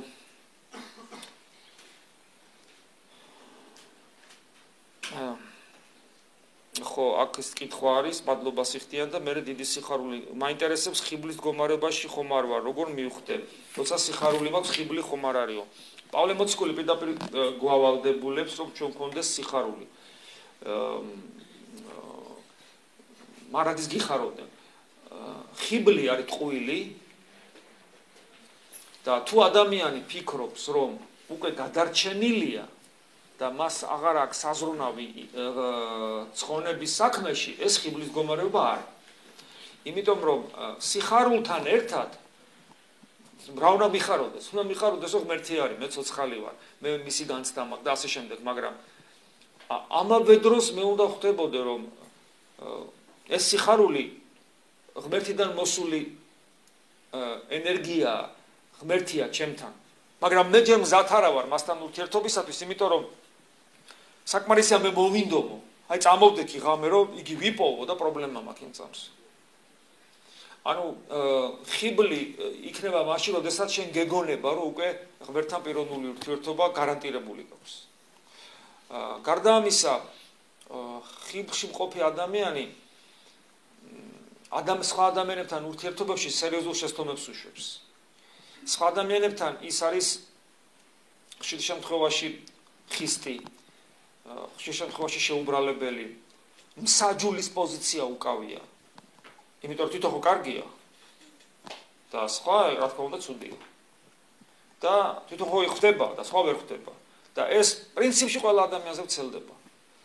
და ძალიან რომელიც შენი სიმართლის საზომის იქით გადის. გარდა ამისა ჩვენ ანუ მსაჯულის პოზიციაში ყოფობა ყოველთვის თუ ჩვენ შეიძლება ადამიანის აქციელი არ მოგწონდეს. მე ამას კი არ ვამბობ ვარ და ვერ აი არ მომწონს ამის აქციელი და მორჩა არ იცევა ეს სწორი. მაგრამ ჩვენ უნდა ვისწავლოთ თუ ეს ადამიანი არ გადავაყოლოთ მის აქციელს. არ გადავაყოლოთ. ადამიანის გამეტება არ შეიძლება. მე არ ვიცი ეს ადამიანი ბოლოს რას იზავს. მე უნდა ვიცოდე რომ და საერთოდ ხილში ყოფი ადამიანი როგორც წესი სხვა ადამიანის ყოველთვის ესე არ ხდება, მაგრამ სხვა ადამიანს გამადიდებელი შიშით უყურებ და მასში ეძებს ცუცს, ეშმაკივით არის. ეშმაკი ხო ჩვენში ცუცს ეძებს და რასაც ვერ პოულობს გვაბრალებს. ჩვენც ასე ვართ ხოლმე, ადამიანში ცუცს კარგად ხედავთ და რასაც ვერ პოულობთ ვაბრალებთ. ეჭვებით, ცილის წამებებით. ცილის წამებელი ხო ეშმაკის ერთ-ერთი სახელია. ხიბში ყოფი ადამიანში ხშირად მოდის შფოთი. როგორც კი პატარა განსაცდელები მოდის, იმ წამს შფოთი ეუფლება, დეპრესია, სასწრაფოთილება, პრობლემები თავს იჩენს. და აი მისი ეს ცრუ მოჩვენებითი სულიერება წამში ირღვევა, იმიტომ რომ ჭეშმარიტი სულიერება ნებისმიერ განსაცდელს უძლებს და ხიბლში მყოფი ადამიანის სულიერება განსაცდელს ვერ უძლებს. და ხუხულასავით იშლება. აი ესეა. ხიბში მყოფი ადამიანი ვერ ხედავს თავის თავში ადამიანის დაცემულობას, აუცილებლად ამას ხედავდეთ. და პლუსთან სიხარულიც გქონდეს. როგორ მოვიცოთ რომ სასწრაფოთილებაში არ ჩავარდეთ. სადაც არის ქრისტესული, იქ არ არის სასწრაფოთილება. სადაც არ არის ქრისტესული, იქ შესაძლებლობა არსებობს დიდი სასწრაფოთილების. რა შეიძლება იყოს მიზეზი იმისა, რომ ადამიანს მორწმუნეს მაზიარებელს არ შეუძლია სიყვარული ახლობლებისაც კი. როცა თვითონ ძალიან მხიარულია, კეთილია და გარშემო მყოფებს ყველას უყვარს. ისგან შეიძლება ეს იყოს გამოწვეული, ერთი შეიძლება ამ მდგომარეობის დაძლევა. როცა წლებია გრძელდება ეს. ესე იგი, ადამიანი არის აღსარებელი, მაზიარებელი და არ შეუძლია რომ ადამიანები უყვარდეს. აი ხიბლია ეს ზუსტად. ეს არის ხიბლის მდგომარეობა. რომ ადამიანს გონია რომ ქრისტიანულად ცხოვრობს. იცით, აი პავლე მოციქული ამბობს, ხო, რომ ვისაც სული ქრისტესი არ აქვს, იგი არ არის მისი. მე ბევრი წმინდა მაგივრს უმონახალი ღვთისმეტყველი ხშირად მითქოს, თუ ღვთისმადლის განცდა არ აქვს, ადამიანს ის ქრისტიანი არ არის. როგორ შეიძლება რომ ქრისტეს სული გქონდეს და ადამიანს არ მოექცე ისე, როგორც ქრისტე მოექცეოდა. და როგორც კი შენ ადამიანებთან დაიწყებ ისეთ მოქცევას, როგორც ქრისტე მოიქცეოდა, შეუძლებელია რომ ადამიანები არ გიყვარდეს. იმიტომ რომ ამ სიყვარულს მე ღმერთი ჩუქნის, როგორც ძღვენს და ჯილდოს. იმიტომ რომ თავისთავად ერთ ადამიანს მეორე ადამიანის ჭეშმარიტი სიყვარული არ შეუძლია. ადამიანს ყოველთვის ეგოისტურად უყვარს, შვილი ეგოისტურად უყვარს, მეუღლე ეგოისტურად უყვარს, სამშობლო თანამდებობა ხო უნდა მომცე ნამდვილი ვიწვალე ახლა. რომ პარტიაში და იმაში და თანამდებობა არ მომცეს. ანუ ყველა ჩვენ ეგოისტური სიყვარული, ღმერთი ეგოისტურად გვიყვარს, 60 ხო დავიკვირდებ. ეს პრობლემა გვაქვს. მაგრამ აი ნამდვილი სიყვარული, რომელიც არის ახალი მცნება, ახალსამცნებას მოგცემ თქვენ, იყარებოდეთ ურთიერთას, ვითარცა მე თქვენ შეგიყვარეთ, როცა ჩვენ შეგვიძლია ბოლომდე გავცეთ საკუთარი თავის ხვისთვის, აი ეს სიყვარული არ შეგვიძლია.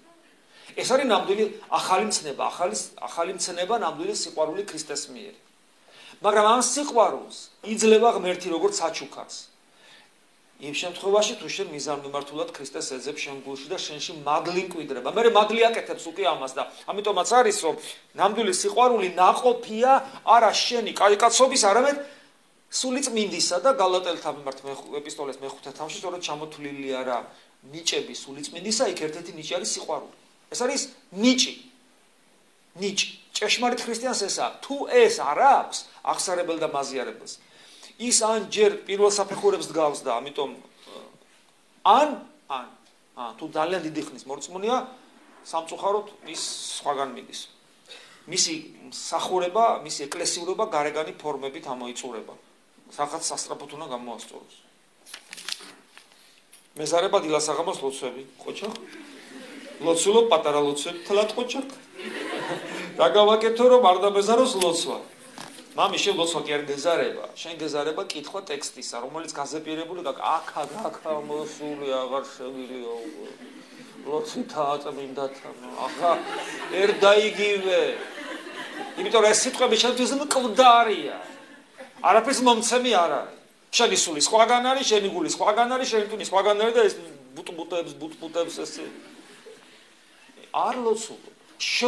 თუ ლოცვა ღმერთთან ურთიერთობა, ღმერთთან ურთიერთობა მარტო ეშმაკს ეზარება და ეშმაკი ხო არ ახლა? ესე იგი შენ არ ლოცულობ. შენ რაღაც ტექსტს კითხულობ გაზეპირებულს. მამაკაკის თუთიყუში. ესე იგი მამაზე ხშირად მithქვავს პირველი ნაბიჯი, რაც უნდა გაკეთდეს, რომ ეს საქმე გამოვასწოროთ. დაახლოებით დაინიშნე 5 წუთი. 5 წუთი ბევრი ხო არ არის? ხوار დაგამძინებს. 5 წუთი დაინიშნე დილას 5 საღამოს. დააყენე ტაიმერზე და დადე და აღარ შეხედო. სანამ არ დარეკავს, 5 წუთი სანამ არ გავა, იქიდან არ გამოხვიდე. და ეცადო ეს 5 წუთი იყო გულწრფელი უფალთან. და უფალთან გულწრფელად ისაუბრე. შენი ტკივილი მიიტანე, რა გაწუხებს ეს რაჩვენებას. ეს ელოცე გარკვეული პერიოდი. 5 დილას, 5 საღამოს, არანაირი მოკლელოსები, ისიც გაზაპირებული გაქვს შენ. შენი სიტყვები. დარწმუნებული ვარო, ხო არ ეტყვი, რომ უფალო შია და მაჭამიან, სამსახური მაშოვნინე. რა, თუ გიჭირს ალბათ ამასაც ეტყვი, მაგრამ ყველაზე ძვირფასი რაც შენ როგორც ქრისტიანს გაწუხებს. შენი გული გაუხსენ უფალს, თუ გინდა რაც გინდა ისტხოვე რა. გული გაუხსენი უფალს. იყავი გულწრფელი. 5 დილას, 5 საღამოს. და რეკავს გამოხო. უკავა 1 კვირა, 2 კვირა. მე მოუმატე, გახდი 10. უკვე მაშინ ვეიგზნობ. და თუ ვერ იგზნებ, მე 15 წუთზე რო ახალ, მე ნამდვილად იგზნობ, რომ სიტყვები გამოგილია, ვერაფერს ვერ უნდა. ვერაფერს ვერ უნდა. მე აიღებ ტექსტს. აი იმ ტექსტს მობეზრებული გქონდა. და სანამ არ დარეკავს 15 წუთი ხო იქ უნდა იდგე და ხო არ უნდა გამოხვიდე იქიდან. ანუ შენ ეს დრო უფალს შესწირე. შენ აი რა თქმა უნდა ცოტა ძილს მოაკელე, ხო, იმიტომ რომ სამსახურში არ უნდა გაგვიანდა. აი ეს 15 წუთი არც არ გაგვიანდება. თავისუფალი ხარ, არავინ არ გეძახის, არანაირი პრობლემა არ აქვს. შენ და უფალი. აი რომ გამოგელება შენი სიტყვები, მე აიღებ და აი იმ სიტყვას, რომელიც შენ უკვე ესე მიდის, აიღებ და იმ ერთ სიტყვას ბოლომდე გადაამუშავებ. აზრით, განცდით, გათავისებით. და როგორც საკუთარს მიუძღვნი უფალს. აბა მოსინჯე. და ნახე როგორ გაგიცოცხლდება ყველაფერი უკვე. როგორ გაცოცხლდება მამაო ჩვენო შენთვის. როგორ გაცოცხლდება მეუფეო. თითოეული სიტყვა აი მამა, აი ყველაფერი რას ნიშნავს? შენი სულის მოთხოვნილებად აქცია. რატო ეუბნები ამას გაიაზრე? რას ეუნები გაიაზრე? ასად არ ჩქარო, და რეკავს გამოხვალ. და გაცოცხლდება შენი ლოცვა. აი ეს უნდა გააკეთო. ნუ თორე თავს იტყვილებ ესე, შენ არ ლოცულობ. დაგვრჩა 20 წუთი. მე ახალ წელი. რისთვის ვართ ადამიანები შექმნილი? ადამიანები შექმნილი ვართ ბედნიერებისათვის. ბედნიერებისათვის. ამიტომ სასწრაფოთილება, დეპრესია, მოწყენილობა, წუწუნი, მწუხარება, ეს ყველაფერი არის დემონური მდგომარეობა. ადამიანი რომელიც დეპრესიაშია, თავის მოკლა, აი ჩემი დაბადება, ჩემ ხელში არ იყო, ღმერთმა მაჩუქა. ჩემი გარდაცვალება, ჩემ ხელში არ არის, ღმერთმა უნდა გამიყვანოს. ხოლო როცა მე თავს ვიკლავ, ფიზიკურად იქნება ეს თუ ნერვიული სისტემით იქნება თუ უბედურად ვარ, წუწუნით, დეპრესიით, წუხარებით, ეს ნიშნავს, რომ მე ღვთის განგებულება ზურგს ვაქცევ. ესე იგი ღმერთს ვეუბნები, რომ შენ შეგეშალა ღმერთო, რომ გამაჩინე. შეგეშალა ღმერთო. მე არ უნდა დავბადებულიყავი. მე უნდა მოვკვდე. ანუ ეს ნიშნავს, რომ ფაქტურად სამყაროს წინ აღუდგები, მთელ შემოქმედს წინ აღუდგები. ბედნიერებისათვის ახარ გაჩენილი და თუ შენ ბედნიერებას და სიხარულს აქვს პრობლემა. ესე იგი შენ არასწორად ცხოვრობ. შენ იმ განცს, რომელიც მოგცა ღმერთმა, არასწორად იყენებ. ფლანგავ. აი მაგალ ნარკომანი რო ფლანგავს თავის სიცოცხლეს წამალში. და მე მთელი მის ცხოვრება გადაიქცევა მე უკვე სიამონების წყაროთ კი აღარ აქვს ცხოვრება. არამედ ლომკების მოხსნათ ექცევა. ლომკის მოხსნიდან შემდეგ ლომკის მოხსნამდე. აი ეს არის მის ცხოვრება.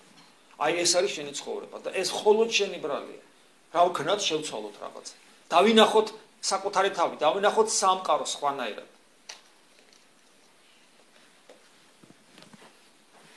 ასე რომ ადამიანი შექმნილია მხოლოდ ბედნიერებისათვის.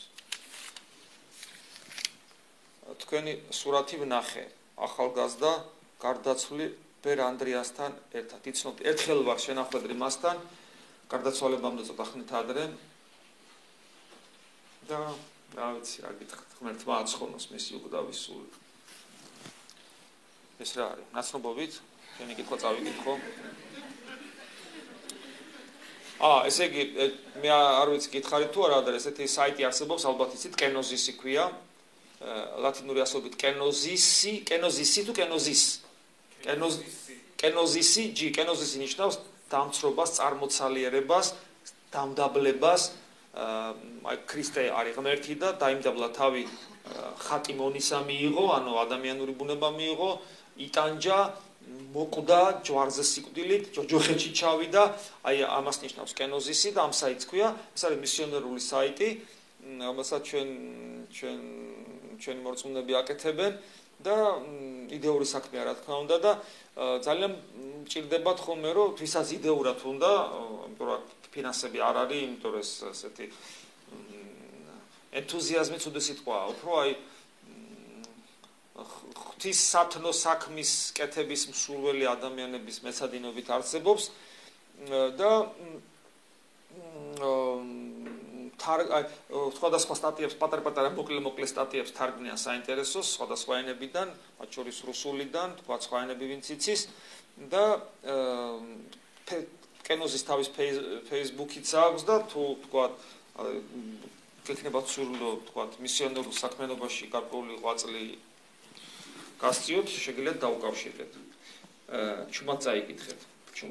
ხო?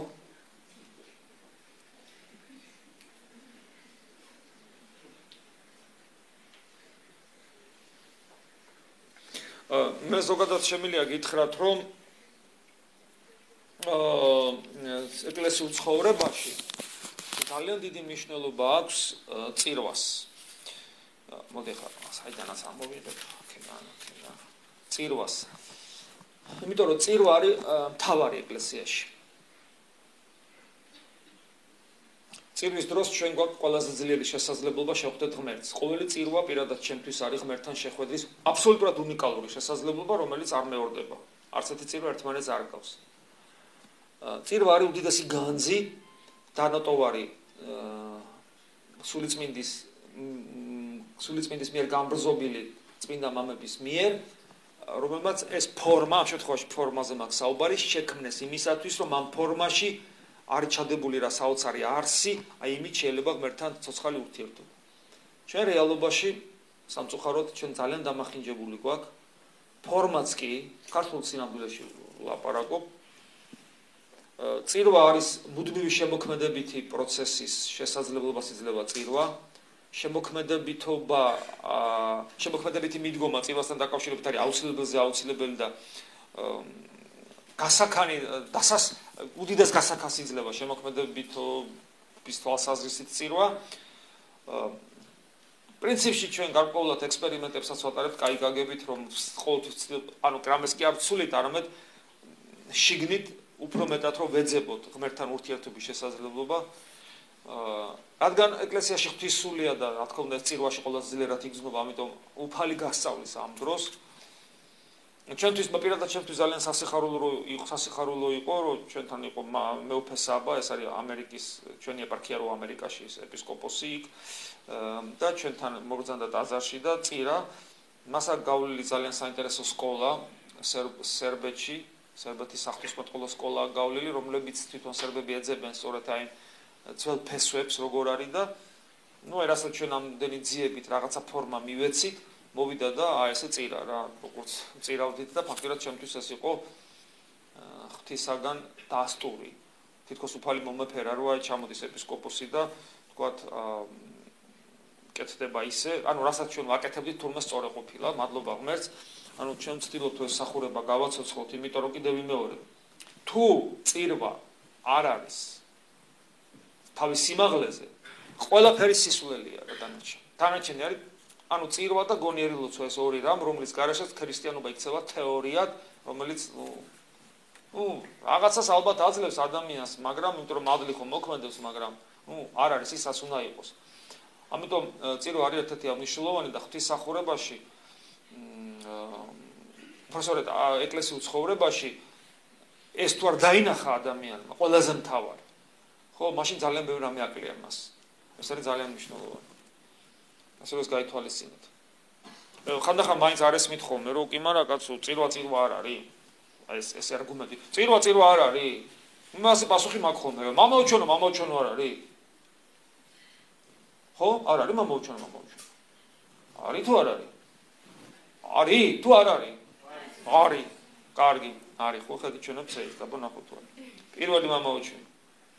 ამოჩვენო რომელი ხარ ცათაშინაც მე და იყავს სახელი შენი მოვედის უფლება შენი იყავ ნება შენი ვითარცა ცათაშინა ეგრეცა ქვეყანას ორი ჩვენი არსობის და მომეჩვენო მამაუჩვენო ან მამაუჩვენო რომელი ხარ ცათაში წმინდა იყავს სახელი შენი მოვედის უფლება შენი იყავ ნება შენი ვითარცა ცათაშინა ეგრეცა ქვეყანასაზე ამოუჩნო მაგრამ აი ამოუჩნო პირველმა გაიარა გვერდზე და წავიდა და მეორე შეიძლება გულში გაიაროს თესმის წირვა მაგრამ მე რა დამოკიდებულება მაქვს წირვისადმი ქრისტეა მაგრამ ერთი კაბის ფესვს ეხება და ინკურნება და მეორე აფურთხებს და ურტყავს და ქრისტეა რა თქმა უნდა დაბარობო ზიარება და ეზიარა მოციქულები და ეზიარა იუდაც და შმაკიშევი ეს მაგარი ვიცი წირვა აბარა შეიძლება თუ არა ადამიანი ეკლესიასთან ურთიერთობის გარეშე იყოს მართალი და სწორი რა არ შეიძლება მართალი სწორი მაგრამ იქნება მართალი და სწორი ადამიანი მაგრამ ეკლესიურობა საჭირო არა იმისათვის რომ მართალი და სწორი ადამიანი იყო ეკლესიურობა არის საჭირო იმისათვის რომ შენ გახდე ღმერთი განიღმრთო განსხვავებას ხედავ მართალი და კარგი ადამიანი რა თქმა უნდა როგორ არ შეიძლება სულაც არ ჭირდება ამას რო იყო ადამიანურად ბძენი კეთილშობილი მართალი ადამიანურად აი პილატე მართალი იყო მიხვდა კაცო თუ არ შეიძლება ამ კაცის მოკლა მართალია ეს კაცი მე არა ვარ დამნაშავე ხელები დამებანია თქვენ კისერზია ჩვენ კისერზია ხალხი ყვირის არ არის ეს კაცი დამნაშავე ამ კუთხით თუ შეხედავ მე მართალი უბრალო ვარ ანუ მართალი ვარ მის სისხლისაგან მე არა ვარ დამნაშავე ხელებს იმბავს ანუ მას ძალიან ადვილად შეიძლება თავიდანვე აი რაღა ხალხს უნდა ოღონ ხალხი შვიდათ იყოს და მოდი რა კი მაგრამ აჯანყებამდე მიიყვანა საქმე ბოლოს მართალია შეშინდა მაგრამ ყოველ შემთხვევაში აი ეს ხო იყო ანუ ადამიანი შეიძლება იყოს მართალიც წესიერიც ტრები ყავს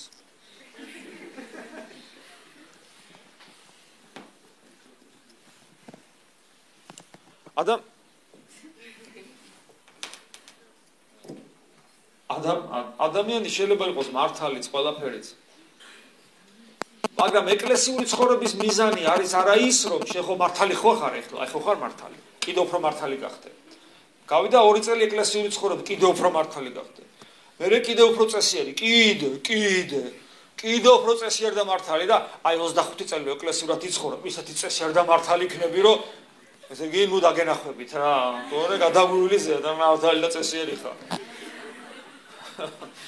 აბა განა მერე ნახე ფარისეულობა და ზემოდანყურება ეკლესიური ცხოვრება ამისთვის არ არის ეკლესიური ცხოვრება არის იმისათვის რომ შენ გახდე მადლით ღმერთი ვითარცა ღმერთი პატარა ღმერთი ანუ ქრისტეს დაემსგავსო ესმე აი ეს განსხვავება და თუ ვინდა ვიპოვოთ განსხვავება რა განსხვავება მართალსა და ქრისტეს შორის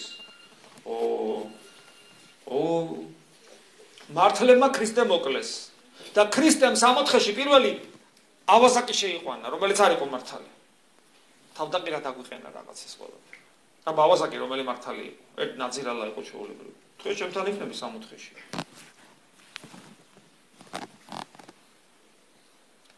რას ნიშნავს შემთხვევით არაფერი ხდება ეს ნიშნავს იმას რომ საღვთო განგებულების მიღმა არაფერი ხდება ანუ შეიძლება რაღაცა მოხდეს რომელიც ღმერთის ნება არ არის მაგრამ უფალმა ხელი არ შეუშალა რაღაც მოვლენას აი თქვა ქვეყანა აღმოჩნდა ომის მდგომარეობაში ძალიან ცუდია ადამიანები კვდებიან კატასტროფა ომი ხო კატასტროფაა საერთოდ ცუნამი რაღაცა უბედურება მაგრამ ღმერთმა ხელი არ შეუშალა აი ეს არის ერთი ღერით მარ დავარდებაო საციური მამის ნების გარეშე ეს დიდი საიდუმლოებაა აი როგორ ხდება რომ ღმერთი თან არ ერევა ბევრ რაღაცაში ერთის ხრით თითქოს მაგრამ არც მისი განგებულების გარეშე არ ხდება არც მისი ნება მაგრამ არც მის გარეშე საიდუმლოებაა ეს იმიტომ რომ არც ერთი ელექტრონი ატომგულის გარშემო არ მოძრაობს საღვთო განგებულების გარეშე იმიტომ რომ მატერიაც კი ღმერთის მიერ შექმნილი და ღმერთის მიერ არსებული და შენახული ენერგია რატომ ეძლევა ეს არის ღვთისმეტყველების თეორია მაგრამ ადამიანი რომელიც ღმერთთან მიახლოებას ცდილობს ადამიანი აი ამ თეორიას საკუთარ თავზე განიცდის და მე ადამიანი საკუთარ თავზე ხვდება, რომ ეს ჭეშმარიტება, რომ არაფერი არ ხდება შენ ცხოვრებაში. საერთოდ თუ ადამიანი ღვთის ერთგულებით ცხოვრებას იწყებს, მისი ცხოვრება გადაიქცევა საღვთო ისტორიად. საღვთო ისტორია ნიშნავს იმას, რომ ის დაინახავს თავის ცხოვრებაში დღევანდელი დღიდან წარსულისკენ თუ გაიხედება, რომ მის ყოველ ნაბიჯზე, ყოველ შემთხვევაში იმას მაინც დააფიქსირებს, რომ მისი ცხოვრების გადამწყვეტ ეტაპებზე ყოველთვის ღმერთი იყო ჩარეული. რაც ადრე არ მოსწონდა, ტყიოდა, მაგრამ მე რო გახედავს, მე ხვდება, რომ არა, იქ ღმერთი იყო. ღმერთი იყო, ღვთისგანგებულება იყო ეს. რომელმაც მე დღეს აქამდე მომიყვანა. აქამდე რომ მომიყვანა, კარგია, იმიტომ რომ მე დღეს შენ გეძებ უფალო და მადლობა ღმერთო შენ ჩემი წარსული ცხოვრებისათვის, როცა მტყიოდა მაშინაც კი. მაგრამ ამას ვერ დაინახავ. თუ ადამიანი ღმერთს ეძებს, ის თავის ყოველ ცხოვრების ყოველ ეტაპზე ღმერთს ხედავს. ანუ მისი ცხოვრება ერთით სასწაულად იქცევა. ხოლო თუ ადამიანი ღმერთს არ ეძებს, თითქოს ღმერთი მის ცხოვრებიდან მიდის, ან თუ არ მიდის, ის ვეღარ ხედავს ღმერთს და უიმედოდ არის უკვე. ამიტომაც არის სწორედ რწმენა რო ცოცხლდება პირველ რიგში ადამიანში იმედი შემოდის. რატომ ეძლევა ადამიანს ძალაუფლება უფლისაგან? ფული თუ ის ამ ძალაუფლებას ბოროტად იყენებს, თუნდაც ადამიანის მოკვდინებით. რთული საკითხია. ადამიანი თავისუფალი არსებაა და ადამიანის თავისუფლება, რომელიც სოციუმში ვლინდება და ღმერთი როგორც აბსოლუტური თავისუფალი არსება, რომლის გარშეც არაფერი ხდება, ეს ორი რამ არის ანტინომიური წყვილი. ერთმანეთისადმი შეუთავსებელი და შეურიგებელი ძალიან ხშირად. თორსა ადამიანის ნება ეწინააღმდეგება ღვთის ნებას, თორსა ადამიანის თავისუფალი არჩევანი წინააღმდეგობაში მოდის ღვთის განგებულებასთან, რომელიც არის კეთილი და შესაბამისად თუ ეს ადამიანის მოვიდა წინააღმდეგობაში ღვთის განგებულებასთან, ადამიანის არჩევანი უკეთურია. და ღმერთი ძალიან ხშირად არ ერევა, ან უფრო სწორედ ისეთი ფორმით ერევა, რომ გარეგნულად ეს არ ჩანს. იმიტომ რომ ადამიანის თავისუფლება არ შეიზღუდოს. ხო და ეს რეალურად არსებობს და რატო ეძლევა ადამიანს სიცოცხლეც ეძლევა. აი გიტლერს მაგალითად მიეცა სიცოცხლე. და გიტლერი გაიზარდა და გახდა ის, ვინც გახდა. ამ კითხვაზე პასუხი არ არის. არ არის ამ კითხვაზე პასუხი. რთულია ამ კითხვაზე პასუხის გაცემა. მაგრამ მე მინახავს ძალიან ბევრი ადამიანი გადარჩენილი დიდი ტკივილებით, სულიერ გადარჩენას მას სიმსივნით, ავარიით, ახლობლის გარდაცვალებით, ომით. ომში ძალიან ბევრი ადამიანი გადარჩა სულიერად. მაგრამ მთელი ცხოვრება შეიძლება ადამიანი იყო ათეისტი, ან ისე რა, რაღაც ესეთი, მით უმეტეს მეორე მსოფლიო ომის დროს საბჭოთა კავშირში იყო ესმით, რომ ათეისტური წყობაში ზოგი უკვე დაბადებული, იმიტომ რომ 17-18 წლიდან ხო, ზოგი მანამდეც იყო დაბადებული, მაგრამ ამ წნეხი გამოვი ურწმუნო ძალიან ბევრი იყო. და ომში ძალიან ბევრი კვდებოდა როგორც მორწმუნე. ის არასოდეს მოკვდებოდა მორწმუნე, ომი რო არ ყოფილიყო. ომში გახდა მორწმუნე და მოკვდა როგორც მორწმუნე. იმიტომ რომ ომი ექსტრემალური სიტუაცია ძალიან ბევრ ამას ავლენს ადამიანში. ექსტრემალურ სიტუაციაში მორწმუნე შეიძლება გახდეს ურწმუნო და ურწმუნო შეიძლება გახდეს მორწმუნე. იმიტომ რომ ის მორწმუნოება ყალბი იყო და ის ურწმუნოებაც ყალბი იყო. სინამდვილე არ იყო. ეს იყო რაღაც ნიღაბი. ერთისთვის და მეორესთვისაც და როცა ექსტრემალურ სიტუაციაში მოხდნენ, შიგ თავსი გადმოიღვარა და აღმოჩნდა რომ ეს ურწმუნო მორწმუნე გახდა. იმიტომ რომ სინამდვილეში ესეთი იყო ეს პირიქით. აგესმით.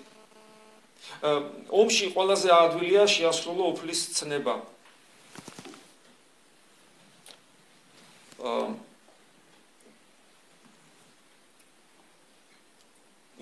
იმაზე დიდი სიყვარული არავის აქვს თუ არა თავისთვის იდადოს მეგობრისათვის. იმიტომ რომ ომში შეიძლება მეგობარს აეფარო, როცა მას ესვრიან. შეიძლება დაჭრილი მეგობარი გამოიყვანო და შენ გარდაიცვალო. და ის გადაარჩინო. ეს არის პირდაპირ გზაცხონებისკენ. ასე რომ გესმით, ყველა მინუს თავის პლუსი აქვს. ერთის აი ომზე დიდი საშინელება რა შეიძლება იყოს, მაგრამ უამრავი ადამიანი ცხონდა და გადარჩა. რას გაიგებ? ღვთის განგებულებას მართლა. ხო, ბოლო კითხვა. ჯვარცმის აღდგომის შემდეგ რატო ეუბნება მაცხოვარი მოწაფეებს? ნუ შემომეხებით მე, ჯერ მამასთან არ ავსულვარო. ანუ რას ნიშნავს ეს არ შეხება? ხო, ყველაზე რთული კითხვა ბოლოში. არ ვიცი. რა კაი არაფერი არ იცი და ყველა კითხვაზე არ ვიცი არის თავი დამანები. მარიამ მაგდალინეს უთხრა ეს. რამდენადაც მე წამიკითხავს და მეც მიფიქრია ამ თემაზე რა თქმა უნდა. როდესაც მოციქულებს შეხების უფლებას აძლევს, გახსოვთ, აძლევს შეხების უფლებას, აძლევს იმიტომ რომ მარიამ მაგდალინელისაგან განსხვავებით მათ ისინი არ წამთ. უბრალოდ ხედავენ, მაგრამ ხო არ გვეჩვენება. ანუ ხედავენ, მაგრამ ვერ ხედავენ. ანუ გესმით როგორი აქვს. ეხლა თქვენ ესე იოლად კითხულობთ არა? წარმოიდგინეთ ეხლა თქვენ აქედან წახვედით, სახში გაიგეთ რომ მამა თეოდორე მოკლეს. მე ანუ ხო და ნუ ჩემი დაგზავლას ნახეთ, მოხვედით. ნუ ჩემი დაგზავლიდან 3 დღის მერე სეულში არის ლექცია, მამა თქვათ გურამთან ან გიორგისთან და უცებ მე მოვედი. მე ორჯერ დავიმართა ეგეთი რაღაცა, არა, მე არ მომჯერა. ორ ადამიანზე დამემართა ესეთი რაღაცა, ერთი ჩემი მეზობელი იყო, ორთაჭალაში რომ ცხოვრობდი და ერთი იყო ჩვენი ტაძრის მრევლის წევრი. ორივე ადამიანი გამოვიტირე. მეზობელზე მითხრეს რომ კარგი კაცი იყო ძალიან, ახლა შეიძლება ცოცხალია, ასაკოვანი კი იყო, საყვარელი კაცი ძალიან და მითხრეს რომ ეს ისე გული დამწყდა, რა, გულით მკვეთავდი მისთვის, ლოცულობდი ყოველ წირვაზე მიცვალებულებში ვიხსენებდი და გავდეთ 2 წელი რა და ახლა მანქანით მოვდივარ ესე და ეს ახლა მოვდივარ მანქანით ჩემ ბიჭს ველაპარაკ დრბუცებ გავაჩერე მანქანა და გავიხედე ვაი მე ის კაცი ნუ არ ვიცი სიზმარში რომ ნახავ ახლობელს ბებიას იმას გარდაცვლის მამამ ყავს გარდაცვლილი და რომ ჩაეხუტები სიზმარში და აი ესე გადმოვედი ჩავეხუტე კი ნაღამ ხო არ ვეტყოდი მკვდარი მეგონი ცოცხალი თორმა ცოცხალი ყოფილა და ეს სხვა ყოფილა მისი სახელობა და ასევე ერთი ადამიანზე მითხრეს გარდაიცვალაო აუ მეთქი საწყალი ახლა შემეშინდა მართლა ხო არ იყო იმიტომ რომ მე ტაძარშიც დაასვენეს მივედი ვნახე არ ვნახე აღმიწერეს სახელი, აღწერილობა, პროფესია, ყველაფერი დამთხეულია და დიდი ხანი არ ჩანდა ისა და გამოვიტირე და იმასაც ვიხსენებდი რა, თორი 40 დღე. და მასედაც რაღაც დღესასწაული იყო, ჯვრის ამაღლების დღესასწაული და უყურე თვალებს არ უჯერებ, კაცო. ის არა დგას. ის ადამიანი დგას. როგორ ახლა აი რომელიმე თქვენგან ვისაც ძალიან კარგად ვიცნობ, აი ის რომ აღმიღწერო, რომ ეს ადამიანი გარდაიცვალა, დიდი ხანი ახლა ცოტა ასაკში იყო, ავატყოფობდა, სხვაგან დადიოდა, ესეც ვიცოდი და აი ეს გარდაიცვალა და აი ესე და ჩვენ ტაძარში აუგია წესი, მე არ ვიყავი მაშინ თბილისში თუ რაღაცა და აღმიწერე ყველაფერი პროფესია გარეგნობა, ეს ის შვილის გარდაცვლილი ყავდა გონი, ესეც მითხრეს.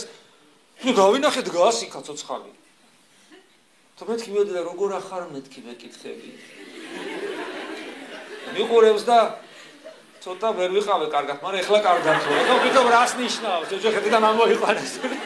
და დღემდე დიდი იმის მერე არ მინახავს ისე. ხო, ეხლა ვიღაცა ეთქვის მამა თეოდორეს გამოცხადებებია ხო, რა იგი. ხო, აი ესე იყო. არ ვიცი, ძალიან უცნაური რამე იყო, ხო და ესე იგი, რაც შეეხება ამას, ასე არ წამთ და ამიტომ აძლევს უფლებას რომ შეეხოს, შემახეთ ეუნება, ხოლო მარიამ მაგდალინეს წამს. ამიტომ მარიამ მაგდალინელი რომ გარბის მისკენ რომ შეემთხვიოს, ემთხვევა უნდა ესე იგი აი გულში ჩაკვრა მოდი ესე ხომ რაბუნი გახსოვთ რა ტკბილად არის ეს მარიამის ეთქვის ეს რაბუნი ანუ მოძღვარი გესმის გაცოცხლდა ხო როგორია ხო კდარი გონია და ხო აი ცოცხალია ხო დაუჯერებელია მაგრამ მარიამს წამს მარიამი გუმხურვალია წამს და მიდის არა იმისათვის რომ დარწმუნდეს მართალია თუ არა უკვე წამს დარწმუნებულია არამედ მიდის იმისათვის რომ თითქოს ძველი მამაშვილობა გააგრძელოს და ამიტომ აჩერებს და ამით თითოეულ ჩვენთან გასაჩერებს რომ ჩვენ გვინდა მამაშვილობა დაძმობა ქრისტესთან მისი სულიერი შვილობა ჩვენი მოძღვარი იყოს მაგრამ აი როგორც ის მას გვიწოდებს ასე შემდეგ მაგრამ მარიამ მაგდალინელის სახე თითოეულ ჩვენთან გასეუნება რომ ეს არც ისე იოლია და ის უკვე ზეცაში ადის და შენ რომ მასთან ურთიერთობა გქონდეს ამისათვის შენ უნდა გაიარო გოლგოთის და ჯვარცმის და აღდგომის გზა თითოეულმა ჩვენთაგან სამწუხაროდ პროტესტანტებს აქვთ ხოლმე რომ ჩვენი ძმა იესო ხო და გიტარა და იმიტომ რომ უხარიათ ფიქრობენ რომ აი მარიამ მაგდალენა შეხებული არიან და ჩვენი ძმა იესო აბა მაგრამ უფალი ეუბნება არა მე ავდივარ ეხლა და თქვენ ესე იგი ნახეთ როგორ ადის უფალი ადის მერე ამის შემდგომ უნდა დამკვიდრდა იერუსალიმში როგორც ეუბნება მოციქულებს და იერუსალიმის ეს გულის სიმბოლოა მანამ სანამ არ შეიმოსავთ ზეციდან ძალას ეს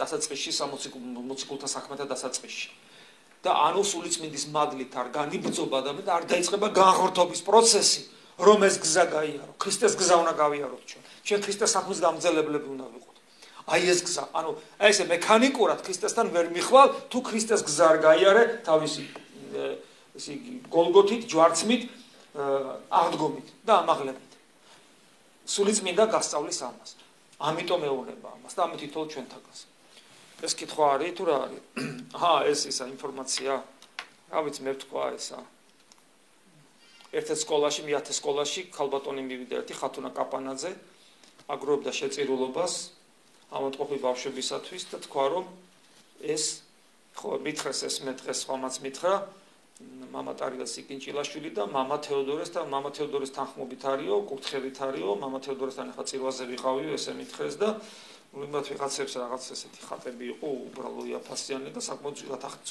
ძვირ სახტეინებდა ამ ხატებში და რაღაც ახლა გავშიტებოდა ჩვენ სახელს მათ შორის ჩემს სახელს ამიტომ ხალხმა ეს იყიდა და პირველი რაც ავთქვი ესე იგი ხალხი ჩემით ფულს აკეთებს უკვე კარგია ხუმრობა ესა თქმა უნდა ეგეთ შემთხვევები ძალიან ბევრი იყო ტაძრის შენებლობაზე ფულს აგროვებდნენ კორპუსებში დადიოდნენ ეხლა ეს მაგალითი Facebook-ებს აკეთებდნენ კითხვა კურთხევებს აძლევდნენ ჩემი სახელით პასუხებს სცემდნენ ანუ ეგეთი რაღაცები ხდება რა ვიცი ეხლა მე ვფიქრობ საჭიროა რომ ცოტა მეტი სიბრძნე გამოვიჩინოთ იმიტომ რომ მე ხმამაღლა ვაცხადებ რომ არათუ ტაძრის გარეთ არამედ ტაძრის შიგნითაც მე არ მიყვარს სამრევლოშიც კი არ მიყვარს გამოცხადება რომ რაღაც საჭიროების გამო თანხა შევაგროვეთ იშვიათი გამონაკლისები არსებობს როცა მე ეს გამიკეთებია გარკვეული ობიექტური მიზეზების გამო როგორც წესი მე ამას არასოდეს ვაკეთებ რომ აბა რაღაც საჭიროა და აბა თანხა შეაგროვეთ როგორც წესი ეს არ ხდება ხოლმე ამიტომ ნებისმიერ შემთხვევაში 100%-დან 100-ვე შემთხვევა 100-დან 100% იქნება ტყუილი როდესაც ვინმე ჩემი სახელით თანხას აგროვებს მრავალშობა ახალწელს დაგასწროთ უფალმა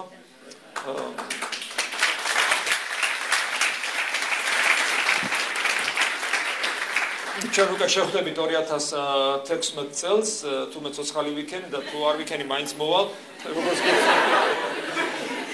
ეს იქით ხუმრობით მაგრამ მეორეს ხრივ ხვალე რა იქნება არავინ არ ვიცით მაგრამ ერთი რამე უდაოა რომ თვითონი ჩვენი სურვილი რომ ვიყოთ ერთად და ვეძებოთ ქრისტე ეს უკვე ძალიან კარგია და ღმერთი შეგვეციოს ამ საქმეში. ამენ.